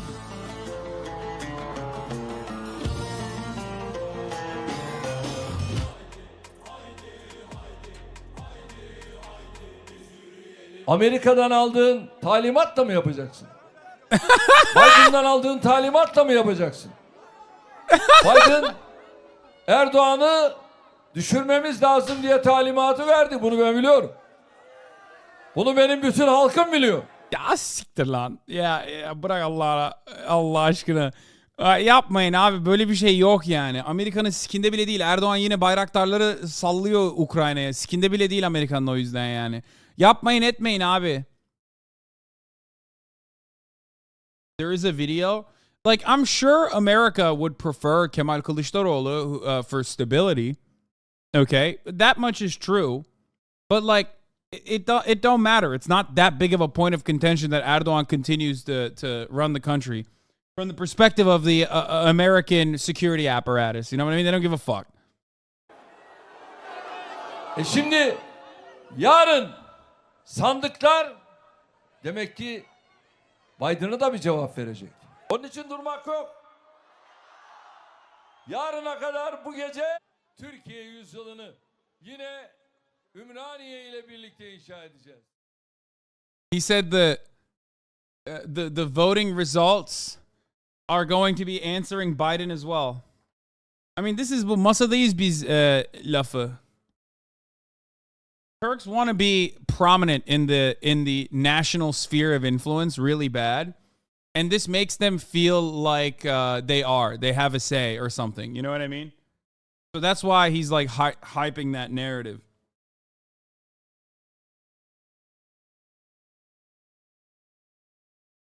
It's for fifis.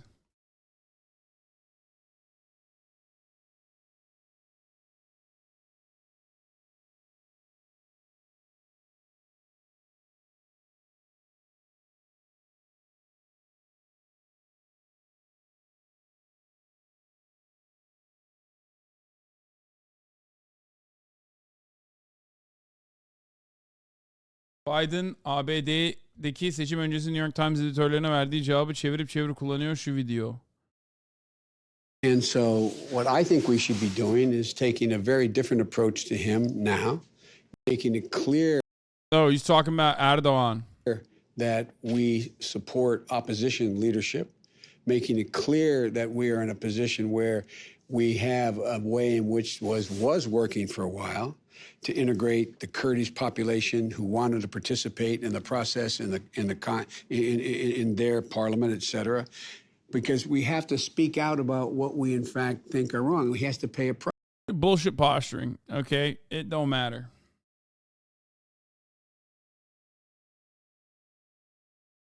Okay. Is this from a TV show? No, this is the New York Times like editorial team that interviewed every single presidential candidate during the primaries on the Democratic side, and demanded positions out of them. It's from back in 2020. Yeah, I love looking at this and going, wow, yeah, it's real. Joe Biden definitely fucking hates Turkey or hates Recep Tayyip Erdogan because I don't know. What else did Joe Biden promise during the fucking campaign? Raising the minimum wage, for example. Abolishing all student loan debts. You know, none of those things. He didn't do any of those things. So what do you mean? Presidents fucking, when they're running for presidency, they say shit that they don't actually fucking mean. It's politics. Kürtler umurunda değil Biden'a, salak mısınız? Yeah, you think Biden gives a fuck about Kurdish people? What are you, fucking insane, dude?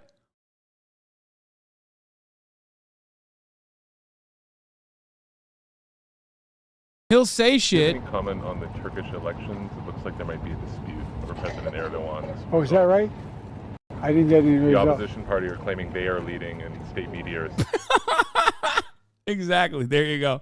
That's the level of seriousness that America is taking the elections. Oh man, he's like, what? What? I didn't hear about it, Jack. I don't know. What's Turkey? Is it Thanksgiving time? Erdogan is leading. Sounds familiar, doesn't it? No, look, I just hope it goes, whoever wins. I mean, there's enough problems in that part. Bro, they're farting at the Turks, dude. There you go. He doesn't give a fuck, dude. What do you mean? He'll come out and he'll say some shit like, oh, Erdogan is bad, blah, blah, blah. And then the Turks will make a bigger deal out of it. But like, that's the level of attention. It's not, what is it? Like not even making it to a security briefing that morning? That's crazy.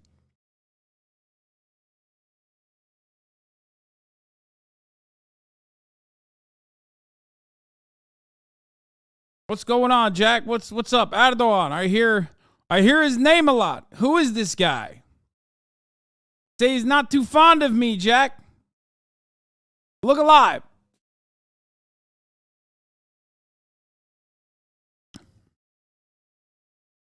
İki tarafında NATO ile ilgili bir sıkıntısı olmadığı için Amerika'nın sikine bile değil. Aynen öyle.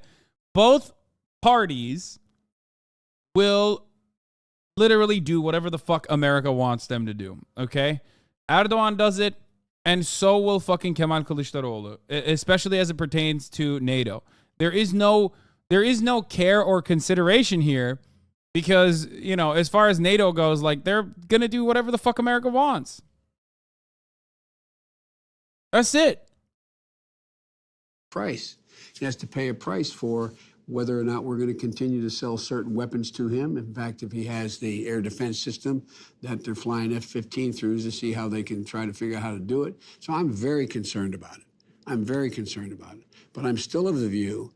He's saying these things because he has to say these things to show that he knows what the fuck he's talking about as a person doing like, foreign policy.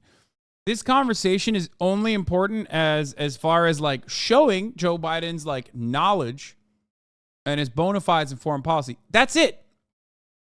That's the only thing. And he's just repeating lines that someone told him that he rehearsed, that someone told him to fucking say. It doesn't actually mean anything. Okay? If you think that like the American federal government, the American State Department gives a single fuck about Kurdish people, for example, beyond like using them as a weapon in the Middle East whenever they want to like destabilize areas or whenever they want to fucking like go and fight against other militia groups that they created, like ISIS. That's it. That's the only. They just dangle like an independent nation state of Kurdistan in front of the Kurdish people and just arm them and train them and then fucking send them off and use their desperation for an understandable desire to build a nation state for themselves against them. They just like fuck and then forget about them immediately and allow Turkey, more importantly, to roll over them every fucking time. Okay? And that's how it's going to work every fucking time. It doesn't matter. It doesn't matter what he says. So understand that if you think that like America gives a shit about Kurds, you're wrong. They don't give a shit. That if we were to engage more directly like I was doing with them, that we can support those elements of the Turkish leadership that still exist and get more from them and embolden them to be able to take on and defeat Erdogan, not by a coup, but by the electoral process. He got not by a coup like last time, Jack. Blown out. He got blown out in Istanbul. He got blown out, his party. And so what did we do now? We just sit there and you yielded. The last thing I would have done is yielded to him with regard to the Kurds. The absolute last thing. And I had a couple of those meetings with him about the Kurds, and they did not clamp down at the time. And anyway, so we have to make it clear that if they're looking to, because at the end of the day, Turkey doesn't want to have to rely on Russia. They've had a bite out of that apple a long time ago. But they got to understand that we're not going to continue to play with them the way we have. So I am very concerned. I'm very concerned about our airfields and access to them as well. And I think it takes an awful lot of work for us to be able to get together with our allies in the region and deal with how we isolate his actions in the region, particularly in the Eastern Mediterranean relating to oil and a whole range of other things which take too long to go into. But the answer is, yes, I'm worried.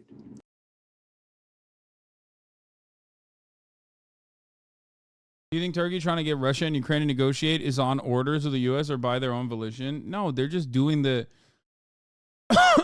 Turkey's trying to do a lighter version of what China's doing, but Turkey doesn't have any kind of fucking... Turkey has a limited influence. It's in the sphere of influence, but it has like very limited autonomy in comparison to a place like China, a country like China. Anyway, let's get back to America. To get into the EU because there's a lot of conditions that they are unwilling to meet. Yeah. So, what does it say to you that this is going to a runoff, that he couldn't get 50% of the vote, and the referendum of him that is? Well, it is a referendum. He actually went into this for the first time lagging in the votes. Now, what you've seen is the vote count has shown that he actually took more of the vote in the first round than his challenger, and the challenger is, part of a coalition. They banded together to see if they could, in fact, unseat him. Not in this way, no.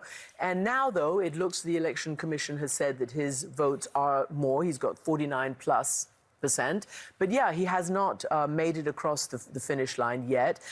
To be fair, the Turkish system has never had a runoff. It has had only since 2018. So he won handily the first time. So you can't say it's the first time in 20 years that he's faced a... What's happening in the chat? Do you want me to fucking start banning? Do you want me to destroy the Discord? Is that what you want? Is that what's going on? You guys are just like... Is that what it is? This has got to be my own Discord, right? Like, a lot of you fucking dumb LARPing motherfuckers in the Discord server are just like going crazy over it. Let's go. Let's fucking spam. Let's spam in the chat, dude. Is that what you want? Y'all are so fucking annoying, dude. Every single dumb motherfucker living in Iowa just like, oh, base, dude. My understanding of foreign policy or my understanding of what's going on in Turkey is revolves around like incredible, black and white understandings. Where is this coming from?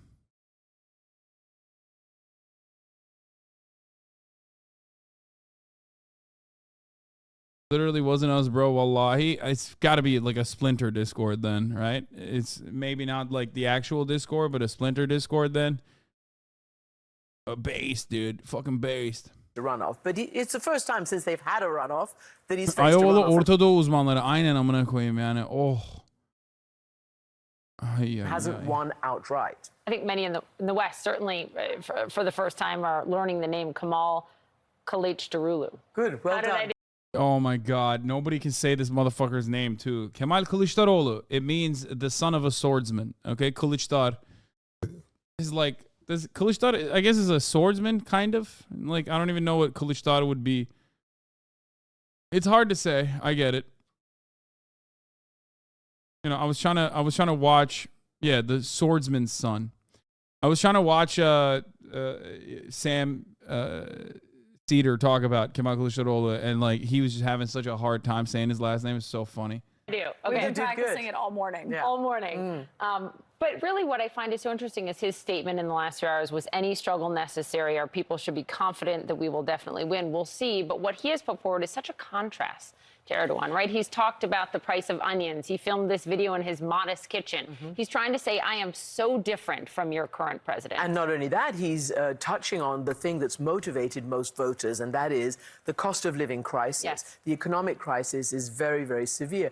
If you look at any reports that are coming out of there, lots of interviews by ordinary people who have to make a living and who have to eat. Many people who've been voting AKP, which is Erdogan's party, for years, and he has a very strong base, are saying, look, you know, we are doing worse off than our families did all these years ago. We who used to eat chicken or meat, you know, once a week are now maybe doing it, you know, once a month. So that on top of the earthquake, which killed some 50,000 people, and which 50,000 is the official number. The speculation is more than 100,000. And I believe that. I don't think it's 50,000 for the record. highlighted the corruption that they have blamed, you know, to the Turkish government for allowing builders and others to pay people under the table and have shoddy construction. But he's a very good and canny politician, this Erdogan.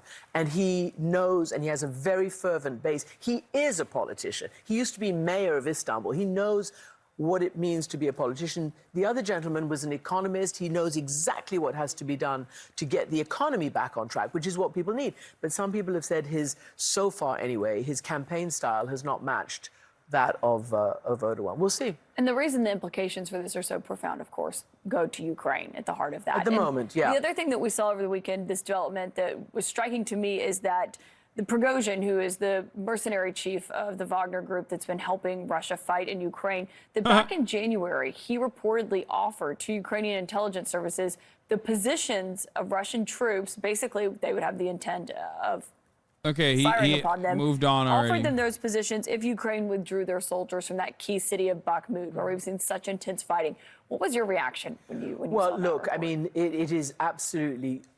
Yes. Really? Yes. It's absolutely imperative. Yes. They moved on. They moved on from Erdogan to Wagner, I think, which is unrelated to the other shit.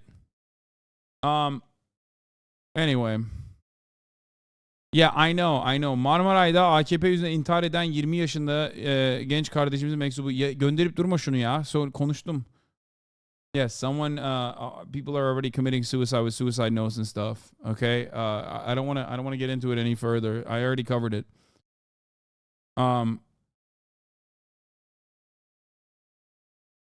This is a pretty funny take from Russia. Если кандидат с труднопроизносимой фамилией одержит победу, Турцию ждут резкие изменения в отношениях с Россией. Кылычдароğlu уже пообещал присоединиться к антироссийским санкциям Запада. Если коротко, то он поклонник НАТО. Выступает за тесный союз с Западом и США. Yeah, with Kılıçdaroğlu, you get like more pro-NATO takes, but and maybe less like Russian support. And that's pretty much it, though. Like, it just ends there. It starts and ends there. It's not like there's going to be like a dramatic difference as far as like Recep Tayyip Erdogan's support for NATO. Erdogan is doing a lot of fucking NATO shit. Знает английский, французский, это, естественно, не проблема, но ключевое. Он мечтает затащить Турцию. That's obviously not a problem, but the key thing is that he dreams of dragging Turkey into the EU. Yeah, okay. That's never going to happen, okay?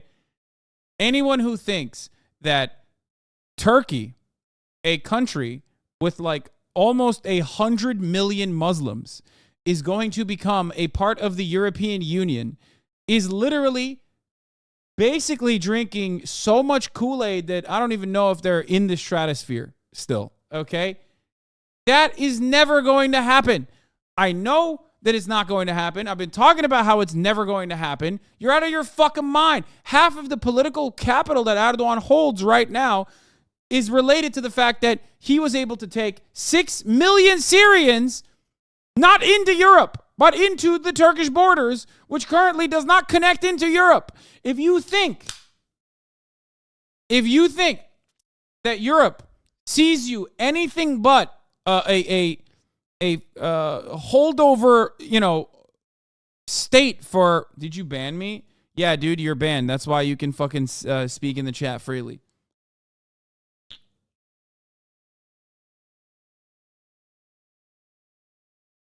You're out of your fucking mind, dude.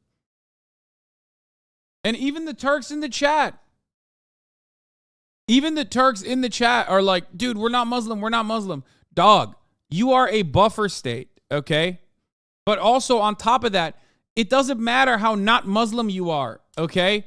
It doesn't matter how not Muslim you are in your heart of hearts, okay? First of all, 50% of the country still voted for Erdogan. So, there's more of that kind of Muslim out there than your kind of Muslim. That's number one. And number two, it doesn't matter if you say you're not Muslim because Europe doesn't give a fuck. They don't look at you and go, oh yeah, this guy likes playing League of Legends and like drinks alcohol.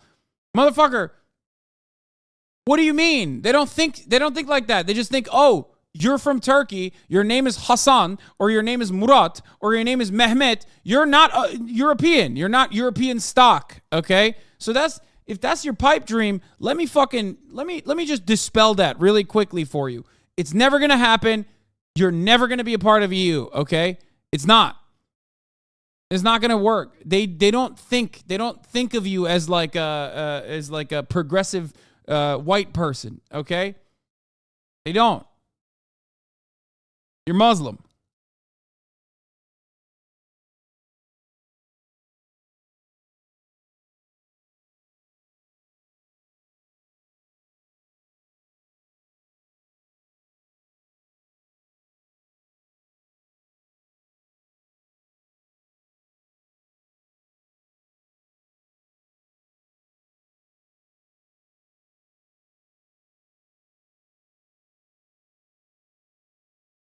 Турцию в Евросоюз. Если кандидат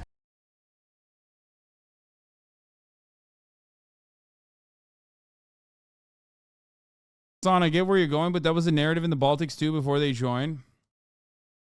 Brother, you think like a geopolitical interest that comes from having like a tiny fucking additional population of Muslims with like mostly Christians joining the European Union as a buffer state between Europe and Russia, okay, is the same as, again, and I repeat this, 100 million Muslims? Bro, they took in like fucking 10 Syrian refugees and all hell broke loose. Everyone's like, oh yeah, Hitler had some good ideas. You know what I mean? They're like, all it took was for like some fucking Syrian refugees to come into Europe for Salvini to fucking win and shit like that. You know what I mean? Like, you're out of your mind if you think that those motherfuckers are going to be like, yeah, let's bring in 100 million Muslims and offer them free travel. Look at the way they look at Albanians, bro. The fuck are you talking about? You're out of your mind, dude. UK literally did Brexit. They don't even like Polish people. You think they give a You think they give a fuck, dude? They literally look at Slavs in a almost identical capacity to fucking Hitler's Germany, and you're out here being like, no, 100 million Muslims, like, that's fine. They will definitely allow freedom of travel to 100 million Muslims.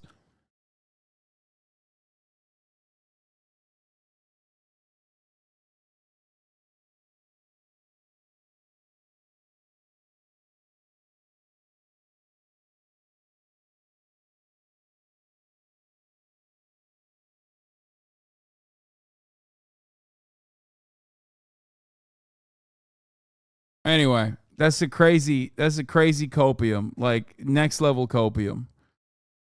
And that is a pipe dream shared by a lot of the more leftist, I guess, or not leftist, but like more liberal Turks. They don't see you as you know, intellectual peers. Okay, they see you as like a scourge. I live here, I know, and I live in America, which is like, ironically, despite the war on terror and a shitload of anti-Islam sentiment, like in the way that it presents itself is not immediately as hostile as like fucking European countries are. Possibly due to proximity, okay? Because Europe is a lot closer to Muslim countries than the United States of America is.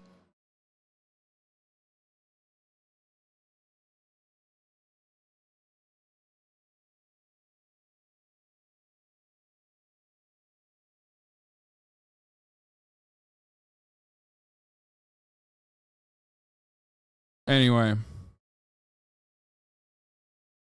A lot of Turks in Germany, though. Yeah. There are a lot of Turks in Germany. I agree.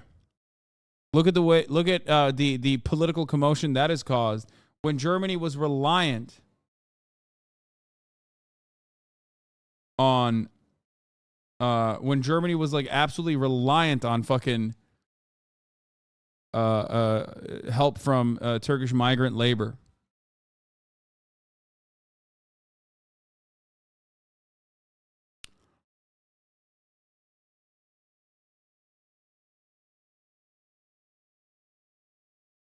Anyway,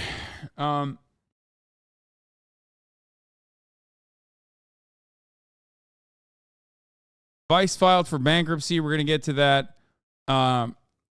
DeSantis, let's get to some American news.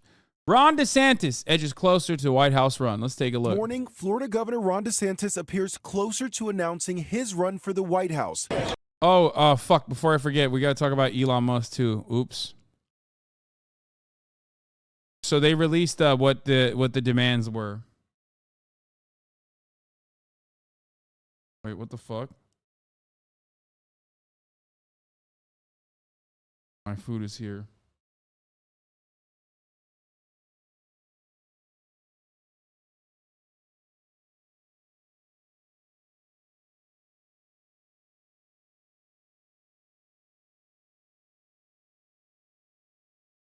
Erdogan made the Erdogan administration made demands to Twitter, if you remember, and Twitter complied, and then Matt Iglesias shit on Elon Musk. I can't believe I'm hyping Matt Iglesias up, but he was correct. Okay, and what ended up happening was. Elon Musk got very mad at Matt Iglesias and said, "You're a fucking idiot. Like, we had to comply with their demands. Otherwise, they would completely fucking ban Twitter." Now, of course, Elon Musk has been doing this with Modi in India already. Okay. And a lot of dumb motherfuckers go, they ban FETÖ accounts. They ban FETÖ accounts. They ban FETÖ accounts. Like, dude, they use Fethullah Gulen as a cudgel. Come on, please, dude. Not every fucking person that's being suppressed is a Fethullah Gulen supporter. They just use it. They use that as a reason. Hesaplar gerçekten sadece FETÖ ile ilişkili hesaplar. This time around, it could be the Fethullah Gulen Fethullah Gulen accounts, but it doesn't matter. They literally are. They utilize that. They utilize that as a reason. Not every fucking academic or journalist that is imprisoned in Turkey is a Fethullah Gulen supporter, okay? The fact that Twitter would comply with this shit is stupid, okay? At all.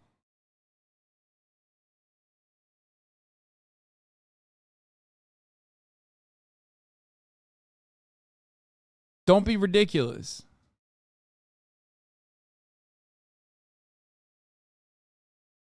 It doesn't matter if even the accounts that they're demanding this time around are Fethullah Gulen accounts. It doesn't fucking matter, okay? It doesn't matter. Because they use that as a way to continue fucking advocating for more censorship against any kind of opposition. Okay? Please stop.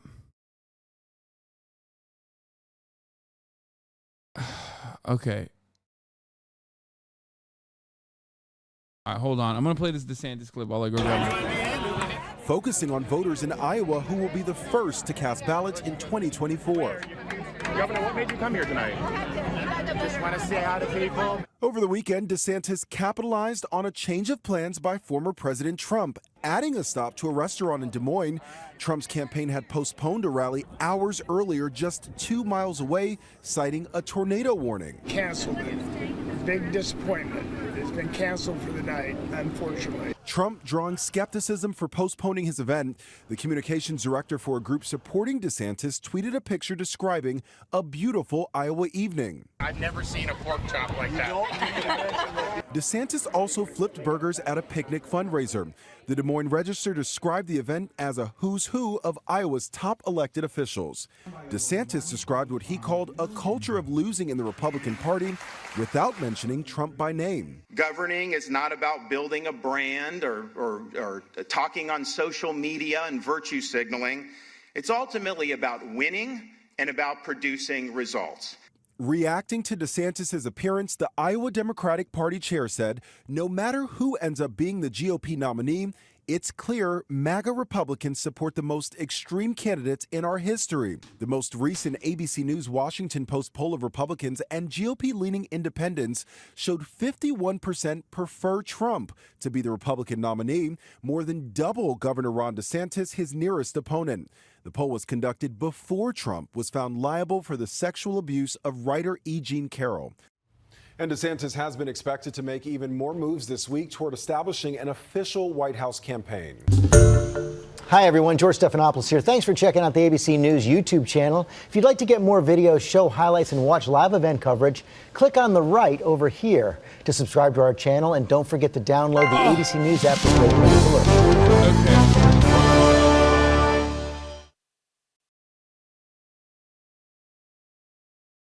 DeSantis is fucking so cringe. Speaking of DeSantis, there's a lot of momentum in Florida, in the state of Florida, due to Little Rhonda's anti-immigration bill that he passed. People are saying that people are claiming that possibly there might be some level of not union activity, but like a day without immigrants style boycott. A lot of undocumented migrants are afraid and have started to not show up.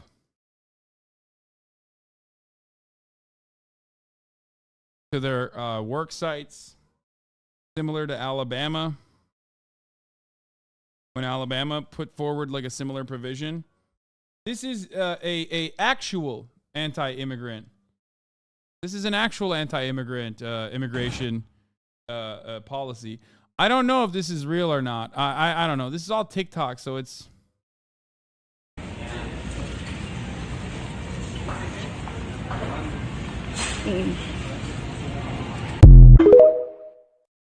Yeah, I don't know if that's real or not, man. I'm sorry. It's just very sus. It could be that this portion is doesn't have electricity or something, so they had to move it away and restock shelves somewhere else. You can't really tell from this one random fucking TikTok.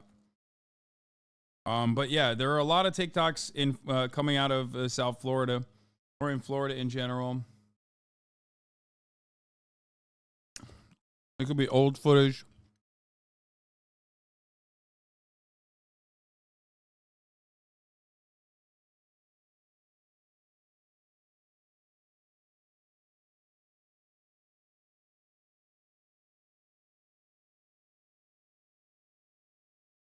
It could be that they're protesting at the top of the hour ad break,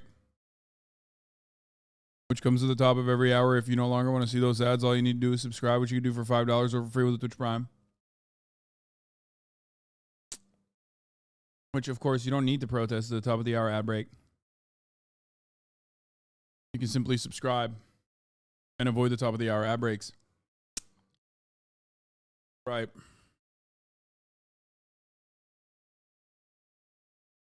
You can also get gifted a sub. Here's a 3-minute ad break now.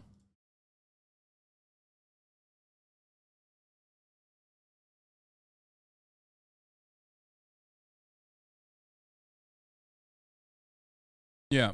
Florida's E-Verify law could trigger a mass labor shortage. This is like a major point of contention currently. A lot of people are talking about it.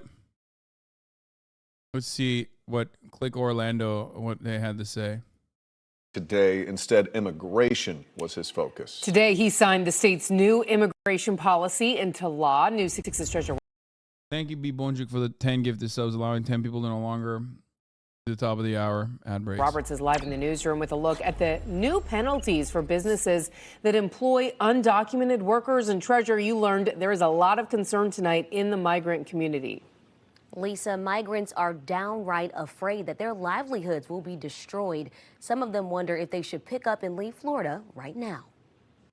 Governor Ron DeSantis Wednesday signed Senate Bill 1718. It will crack down on businesses and people who bring immigrants without permanent legal status into Florida. We want businesses to hire citizens and legal immigrants, but we want them to follow the law and not do illegal immigrants. When the law goes into effect in July, businesses could face a $10,000 fine for every undocumented employee, and the state could revoke their business license. Some workers are scared they'll be fired. I think if you come illegally, you just get put back across the border. Jessica Ramirez with the Farm Worker Association of Florida put into perspective how shaken communities are right now. We're getting calls every day this week. We keep getting more and more telephone calls, and people are asking us, what should we do? We don't know whether we should leave, should we stay? The bill states data will be collected about whether hospital patients are in the country legally. They're going to be afraid to go to the doctor because of their status. Nobody has a right to immigrate to this country, no foreigner.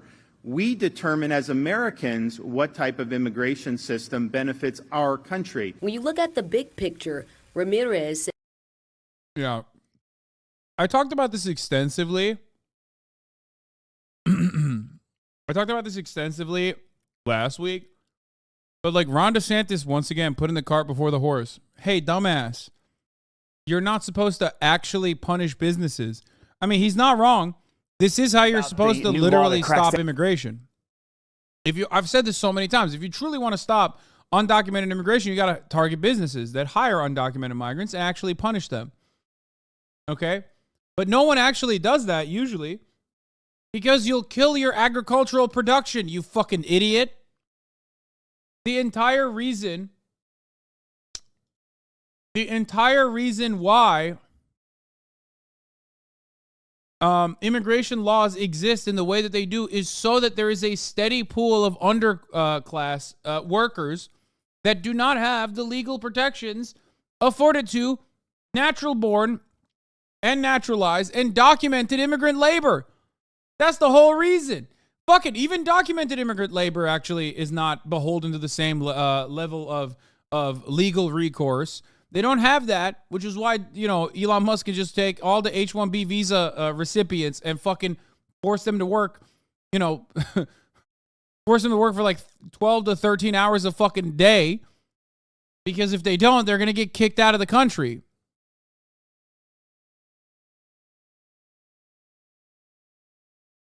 It doesn't make sense. It does not make sense to do this at all. You're just supposed to say immigrants are bad, not actually go after businesses that hire immigrant labor, dumbass. Unless you are not fearful of like some kind of economic collapse, which will happen. Down illegal immigration in Florida. Governor DeSantis signed it into law on Wednesday. Let's go to ABC Action News reporter Keely McCormick joining us live from our satellite room. Keely, you've been... This is the same energy as going after Disney, like actually going after Disney and utilizing like, government regulation against Disney. It's like, hey, idiot, Disney gives you like billions of dollars of fucking revenue. You're not supposed to legitimately hurt their bottom line. The whole conversation about Disney being woke and gay is to distract away from how much you're helping companies like Disney. You're not supposed to actually act on the culture war shit. Look at the abortion criminalization. Look no further than that if you want to understand that, like, you actually lose as a Republican if you do act out on the culture war shit. It's so stupid. Following this story very closely for the past couple of days, what can you tell us now? Well, James, some people are in support of this new law, saying it will deter migrants from coming to Florida. But others tell me they think it will drive a wedge between people in the Bay Area. I'm a pillar of the community. The majority of Hispanics in Pinellas County are that way. And yet, by passing that law, whenever I go before to get any kind of service, any kind of interactions with anyone, they're looking at me as if I was undocumented. Eliseo Santana is a veteran and former Pinellas County Sheriff's Office employee. Now he works as an advocate in the Hispanic community. This is also so funny because, like, again, Florida is comprised of, like, a lot of Hispanic people. There are gigantic enclaves of Venezuelans, Cubans.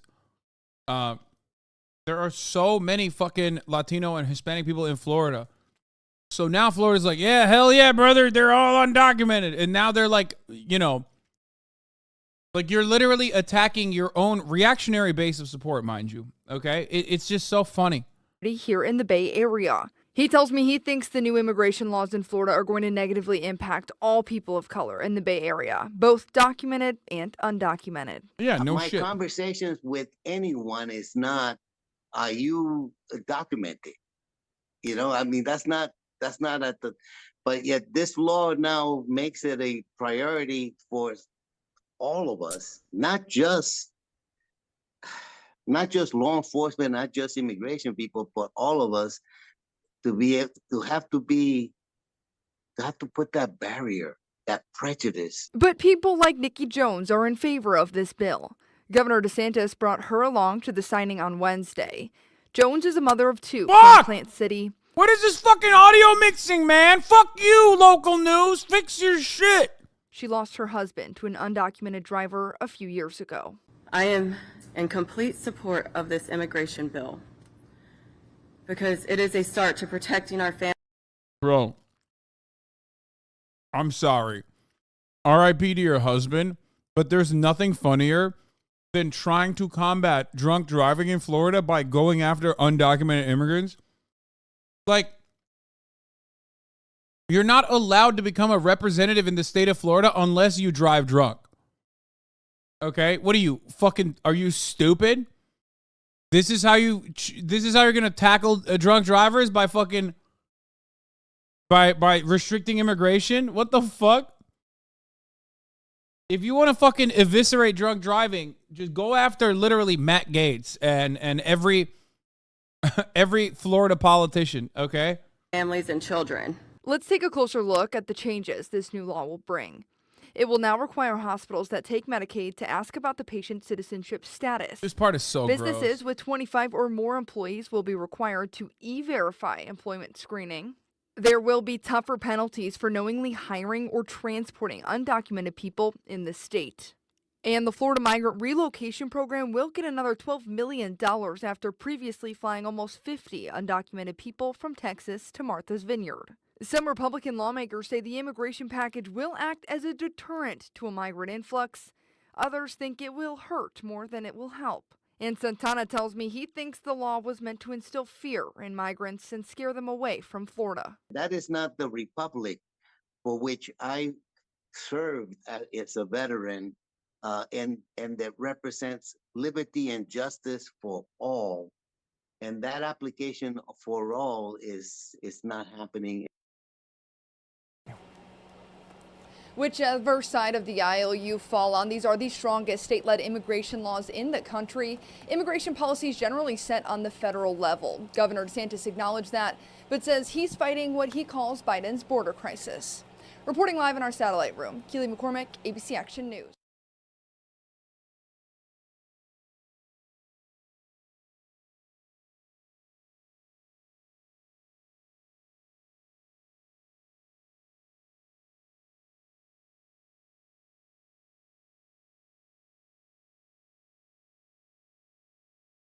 Very odd. Says this will ultimately impact Florida's economy. So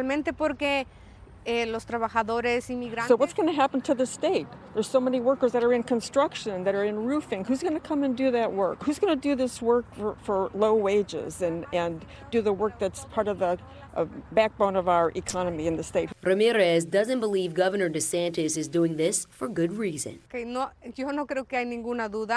doubt that our community is being used for electoral purposes and for political gain.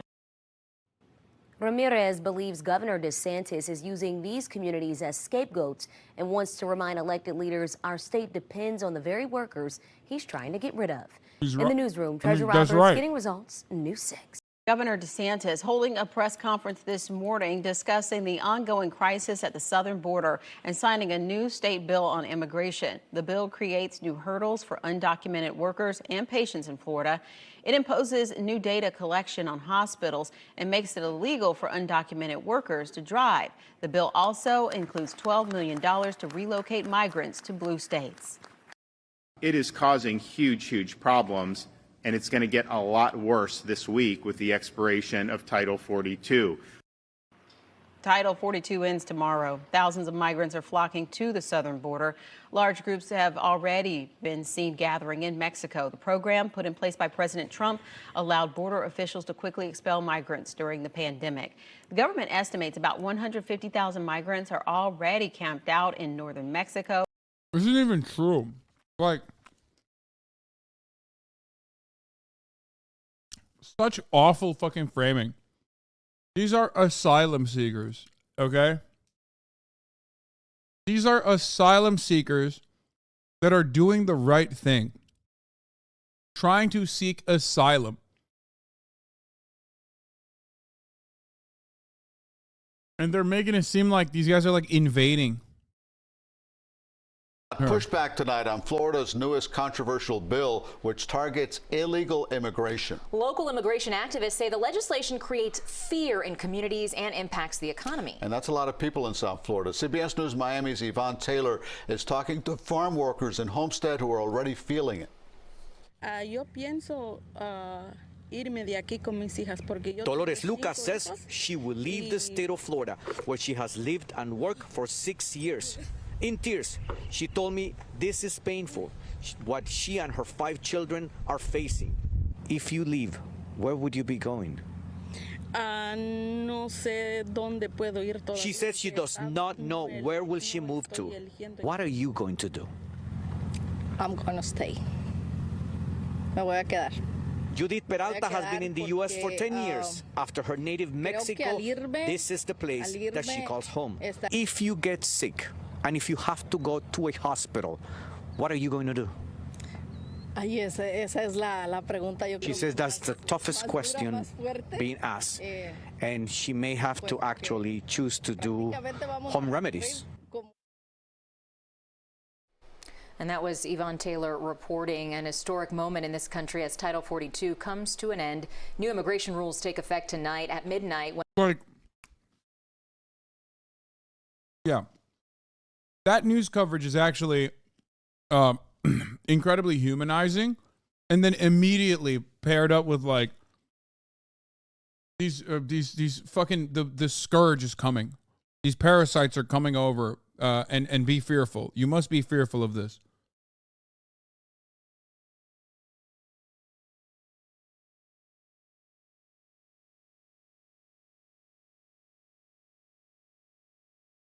Forza Dave Losidade, 10 years and still not speak English?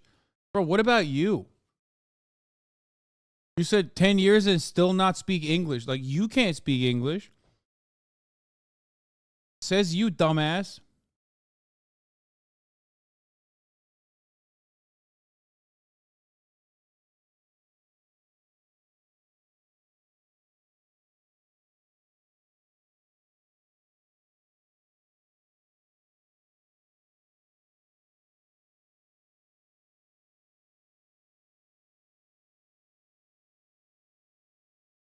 Fucking hell, dude. People are so stupid.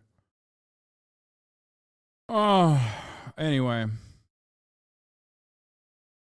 I want more coverage on Hospitals this. required to ask citizenship status and drivers punished if they transport people who are undocumented. It's all part of a new immigration bill Governor Ron DeSantis signed into law today. West News at night, Gabrielius is live in Orange County tonight after speaking with immigration lawyers and advocates about the effects of the measure. The governor calls it the strongest anti-illegal immigration law in the country and says it's his way of fighting back against President Joe Biden's border policies. There are several layers to this new law. One that is worrying people the most is the punishment that can come with driving undocumented immigrants here in the state of Florida. These are sets of laws that were created in the name of xenophobia, not in the name of good policy and what's best for our state. Hope Community Center in Apopka serves roughly 16,000 immigrant youth and families seeking education and citizenship. One of their leaders is worried a new Florida law could break their haven. Important sectors of our economy, like agriculture, almost 50% of farm workers are undocumented. In Florida, businesses with 25 workers or more will have to e-verify who they hire to avoid penalties. It's part of Senate Bill 1718, which Governor Ron DeSantis signed into law Wednesday. Among several things, the law will also require hospitals to collect data on a patient's citizenship status. We know that immigrants are afraid of authority. Now that we're adding another layer, people are literally going to be too afraid to go to the doctor, to go to the hospital. The law says drivers could be punished for transporting undocumented immigrants, but an immigration attorney says there are some gray areas. Latest and final bill that was signed into law was actually talking about transporting people over state lines in Florida. So I'm not sure that this is something that's going to be applying to individuals just for driving their spouse to work. He adds it specifically applies to people who have crossed the border or entered the United States illegally and not to someone who's overstayed their visa. How's an officer even supposed to pull somebody over to assume they might be transporting somebody unlawfully? Is this going to affect more racial profiling or frivolous stops? Yes. We wonder how much of this is to be enforced or in theory, or how much of this is political posturing. In a tweet, the governor said in part, human smuggling will not be tolerated in Florida. Knowingly transporting an illegal immigrant into Florida will result in 5 years in prison and a $5,000. Bro, who's smuggling? From what border into Florida? Like illegal immigrant. Motherfucker's acting like he's in El Paso. Like, what are you saying? No, actually, like, what are you saying? Like, what the fuck are you saying?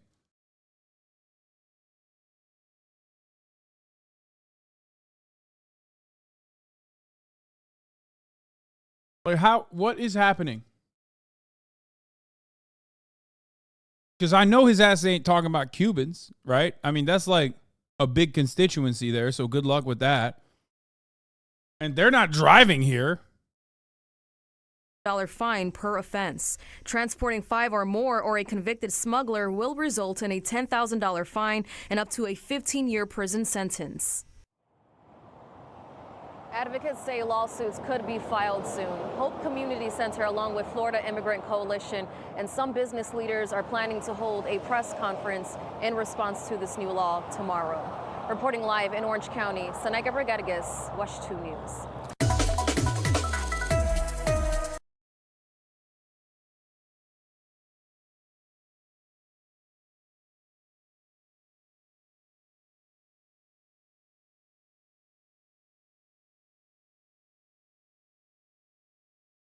What? These from the CNBC article. Epstein apparently tried to or did refer Musk to JP Morgan as a client. What? Musk is evading service of subpoena U.S. Virgin Islands is having a difficult time serving most with the subpoena.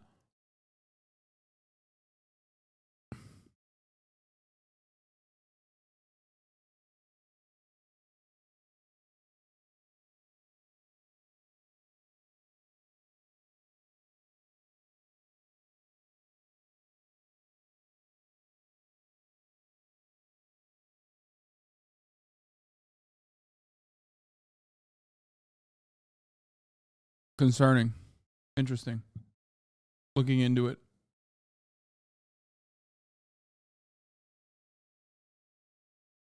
I think it's wild that Ron DeSantis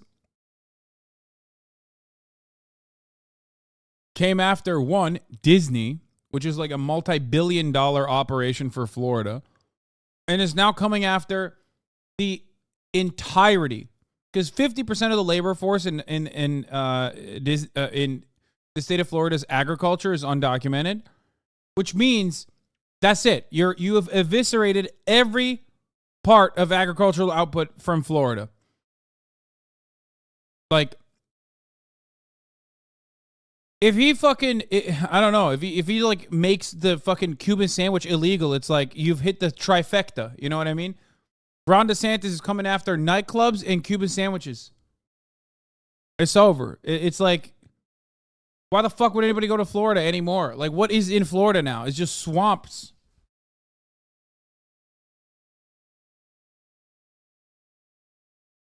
It doesn't make sense.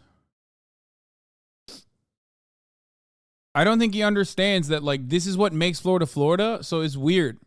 Like, stick to the fucking woke shit, dumbass. Things like gender ideology, go to Berkeley, go to some of these other places. That's fine. It's fine. And there's nothing, if that's what you want to do, there's nothing wrong with that per se. But for us, with our tax dollars, we want to focus on the classical mission of what a university is supposed to be. We don't want to be diverted into a lot of these niche subjects that are heavily politicized.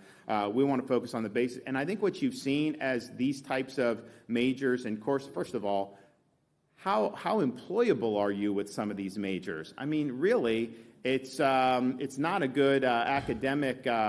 So weird. Like, this motherfucker literally went to Yale and then Harvard Law, dog. Like, oh, I go to a woke school like Berkeley. It's like, bro, what are you talking? What it says you, motherfucker? Like, what do you mean? You also went to the gay Marxism school, in your opinion, which is like a woke school. You know what I mean? A choice. The fuck? In terms of being able to be employable. That's one of the reasons I think this whole student loan thing, universities should be on the hook for the student loans. If the Alabama law got gutted by a federal court, doesn't assistant president for the Florida one to be gutted? Yeah. Yeah, they eviscerated it. And they didn't eviscerate it only because, like, oh man, they wanted to protect undocumented immigrants. This happened under Obama. The real reason why they eviscerated it is because, again, you're not supposed to actually hit the businesses, stupid. When you do that, all of a sudden, you've ruined the game. The entire game is so you don't touch the businesses and their bottom line. That's why this, like, woke stuff is perfect, because it doesn't hurt the bottom line of any corporation at all. It doesn't touch anything.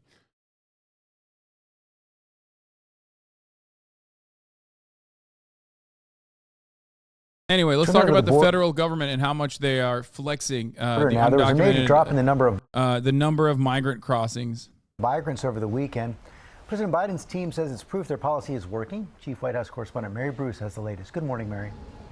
Good morning, George. Well, for now, the White House seems to have avoided that fear of a huge surge at the southern border. But throughout the hemisphere, desperate migrants are still on the move. And here in Washington, the political firestorm is just beginning. The president speaking to reporters during a weekend bike ride, touting a drastic decline in the number of border crossings. Much better than you all expected.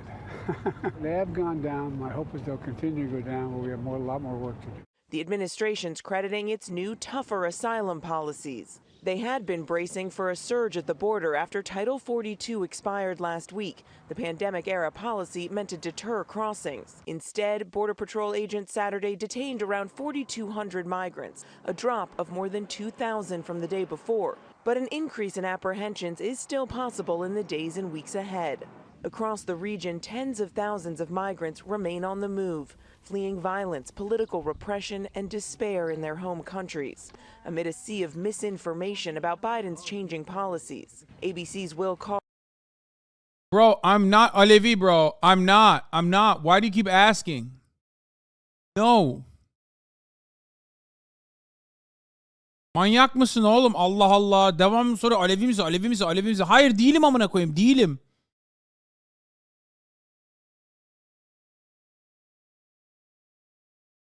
Pardon abi. Amma sordun amına koyayım ya. Ne olacak? Evet desem ne olacak yani? Baksana bak. Birden beri soruyor amına koyayım. Olsa ne olacak? Olsa ne değişecek? Ben Aleviyim. Sorunu alayım.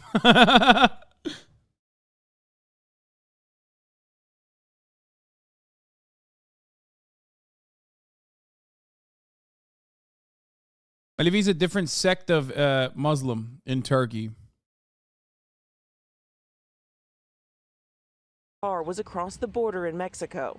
There are more than 1,500 people at this campsite in Matamoros, some staying in tents, others in makeshift tents that are made up of tarps. It's just funny to ask me about it because I'm like the worst Muslim on the planet. To make a successful asylum claim under Biden's new restrictions, migrants must first be denied protection in a country they pass through on their way to the U.S. border, or apply through an online app. But migrants say appointments have been hard to come by, and many don't have access to good cell service. Breaking those rules can lead to deportation and a 5-year ban on entering the country.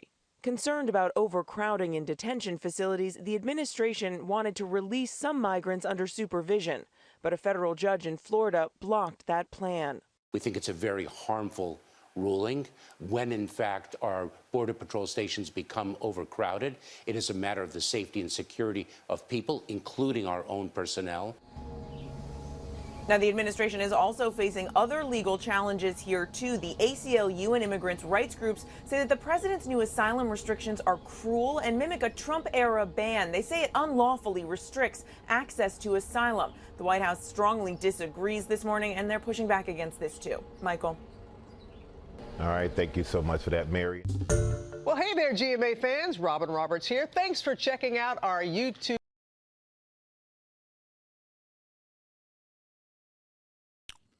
You're saying download the app when a majority of these people don't have a smartphone or don't have the service makes no sense? No. You're wrong. They do have smartphones. You're not wrong. They don't have service. The real problem isn't the app. The real problem is the app is not supposed to be streamlining the process. It's supposed to be dog shit on purpose, and only 10 people can fucking sign on it every day.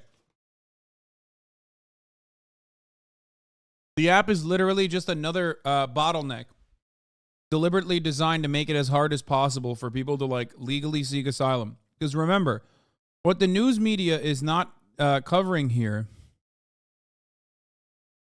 what the news media is failing to cover here is that these guys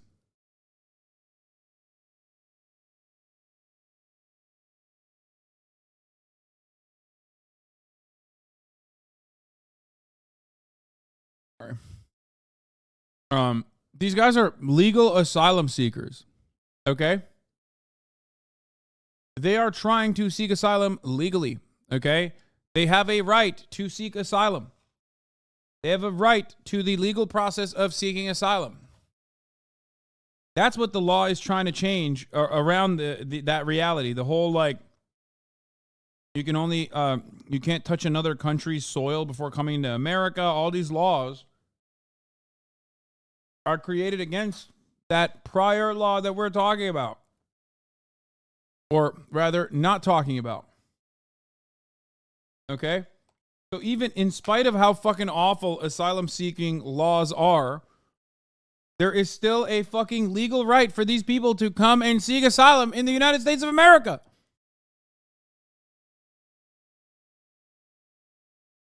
even though they will frivolously deny actually valid asylum claims regularly. But the media should cover it as that. In my opinion, the media should stop being reactionary as fuck and cover it truthfully. That, again, these people are, once again, I repeat, seeking asylum legally in the country. They are doing something that is legal.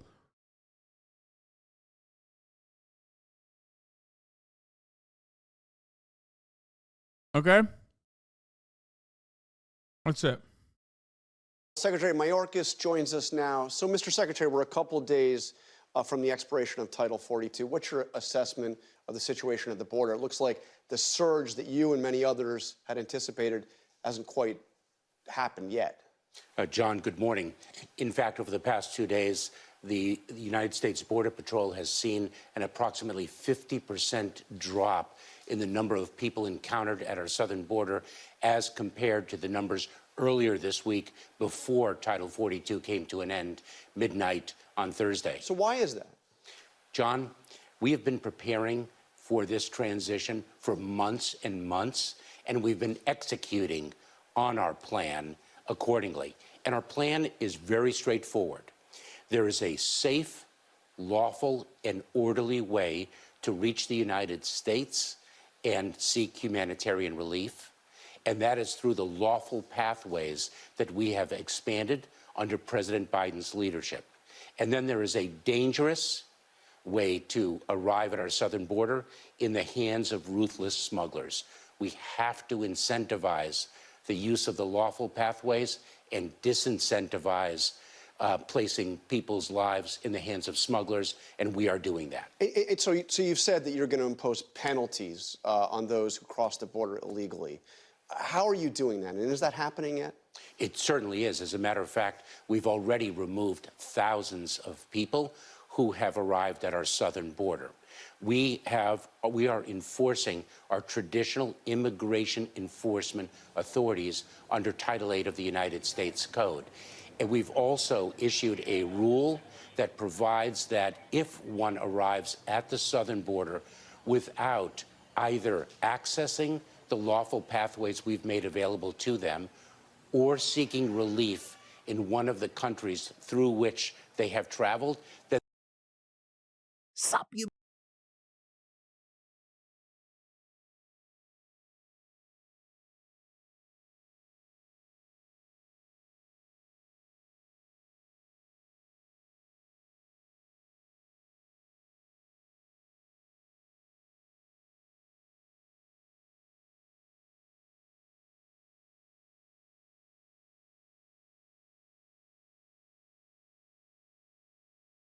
Oh my God, I've been muted this entire time. Jesus fucking Christ.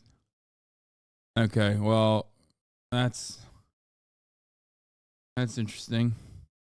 I guess he clickbaited me with the Turkish election stuff. We'll take a look at his take in a second.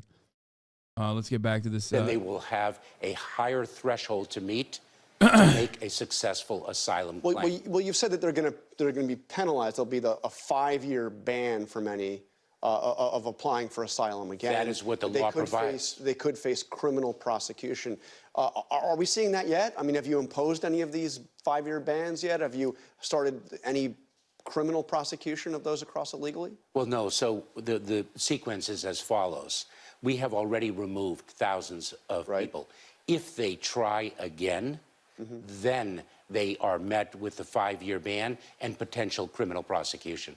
Now, as you know, over the week, just late yesterday, we saw a Florida judge knock down your policy of releasing some of these migrants due to overcrowding without a court date, a court date to reappear. Are you complying with that ruling? We are. We have an obligation to comply with that ruling. We respectfully disagree with the judge. Nice. We think it's a very harmful ruling. When, in fact, our Border Patrol stations become overcrowded, it is a matter of the safety and security of people, including our own personnel, not just the vulnerable migrants, to be able to release them. And this is something that administration after administration has done. Do you have numbers? I mean, how many have been released without a mandated court date? So we released a number because of the surge that we experienced before Title 42 came to an end. Now, with the 50% drop in the number of encounters at our southern border, we are executing our consequence regime exactly as planned. Now, you said you respectfully disagree with the judge. The White House accused him of sabotaging your efforts to control the border. That was something we heard from the press secretary. He responded to that in his ruling quite harshly. This is Judge T. Kent Weatherall took issue with that characterization, and he said, quote, "This ignorant and dangerous rhetoric ignores the fact that the evidence presented in this case shows that the chaos that the president acknowledged has been going on at the southern border for a number of years is largely a problem of the defendants, the administration's own making. If it is sabotage for a federal court to tell the federal government it must comply with the law, then so be it." So what do you say to Judge Weatherall? We respectfully disagree with the judge's interpretation of the law, his characterization of our actions, and we intend to litigate the matter, and I defer to the Department of Justice in that regard. Well, you're also, of course, getting hit from the other side, those that are saying that you're being too harsh on the border, requiring that migrants seek asylum in a third country first, these penalties for those who cross illegally. The ACLU is suing to challenge that, and I want to read what one of the lead lawyers for the ACLU said. The Biden administration's new ban places vulnerable asylum seekers in grave danger and violates U.S. asylum laws. We've been down this road before with Trump. The asylum bans were cruel and illegal then, and nothing has changed now. So they're saying that this is effectively Trump policy. Absolutely incorrect. Disagree with every aspect of that statement. This is not an asylum ban. We have a humanitarian obligation as well as a matter of security to cut the ruthless smugglers out. That is a responsibility of government, and we are doing that. And it is not, and John, it is not a ban at all. Well, in one critical sense, it is the same as the Trump policy, right? Absolutely not. Well, the Trump policy was that you had to first apply for asylum in another country if you were coming from south of Mexico. That's exactly what you're doing. No, that is not. Explain. Actually. Yes. So first of all, President Biden has led the greatest expansion of lawful pathways ever. What our rule provides is that an individual must access those lawful pathways that we have made available to them.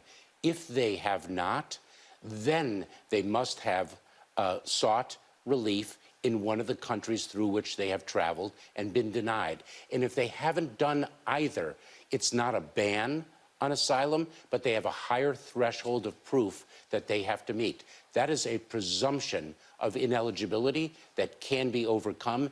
It is not a ban. And so I disagree with that in every regard. So I also want to ask you, that it was back in 2 years ago, more than 2 years. Why?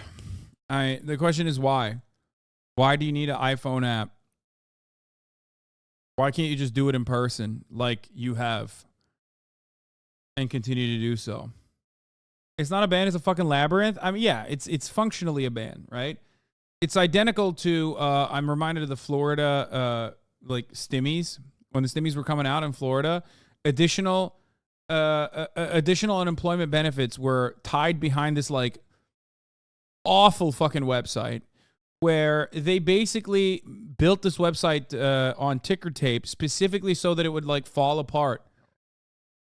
Because they wanted to make it as hard as possible to fucking gain any kind of unemployment insurance. That's it. And it's the same exact shit that's happening to migrants here. Where they basically made this application bad by design so that they can limit the amount of people that come in and go, these guys, we've given them so many pathways. It's really fucked up. It's an iPhone app. Think about how easy iPhone apps are. Come on. You got Tic-Tac on your phone. Because they know people seeking asylum don't have an iPhone. That's not true. No. Okay, that part is also not true. Motherfuckers seeking asylum absolutely have iPhones. Guys, stop with this nonsense. Of course they have iPhones, okay? They have smartphones. They do. They're human beings living in the 21st century. Yes, they have fucking mobile phones and smartphones, okay? Please stop. That kind of misinformation feeds into the fucking dumbass anti-refugee, anti-immigration sentiment that like Europeans have, where they're like, look at these Syrian refugees. They got smartphones, brother. How fucking refugee could they be? It's like, bro, everyone has one. Homeless people have one. You need it for survival. Okay? The idea that like an iPhone is this luxury is silly. Okay? Like people in Africa as well, yes, also have smartphones, please.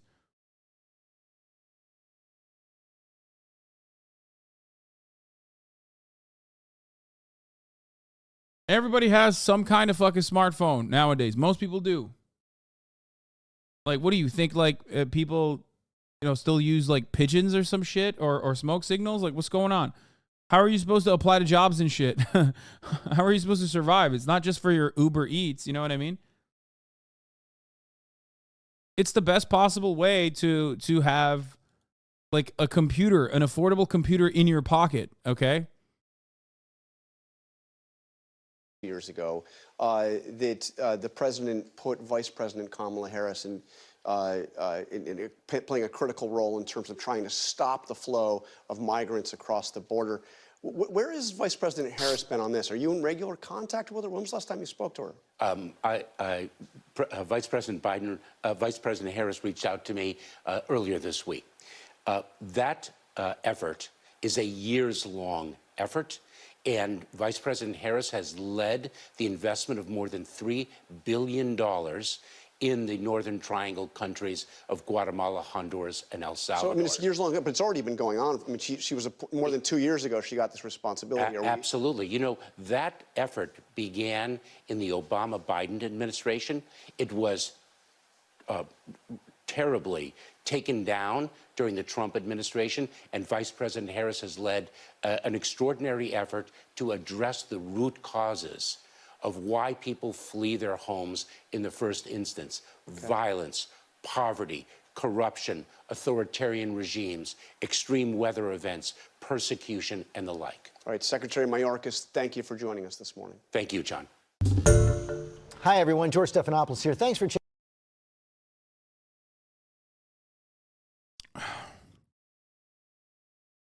I had a Mormon coworker once who was the only employee without a car or cell phone. We were all wondering how he got the job. CIA, baby. Anyway.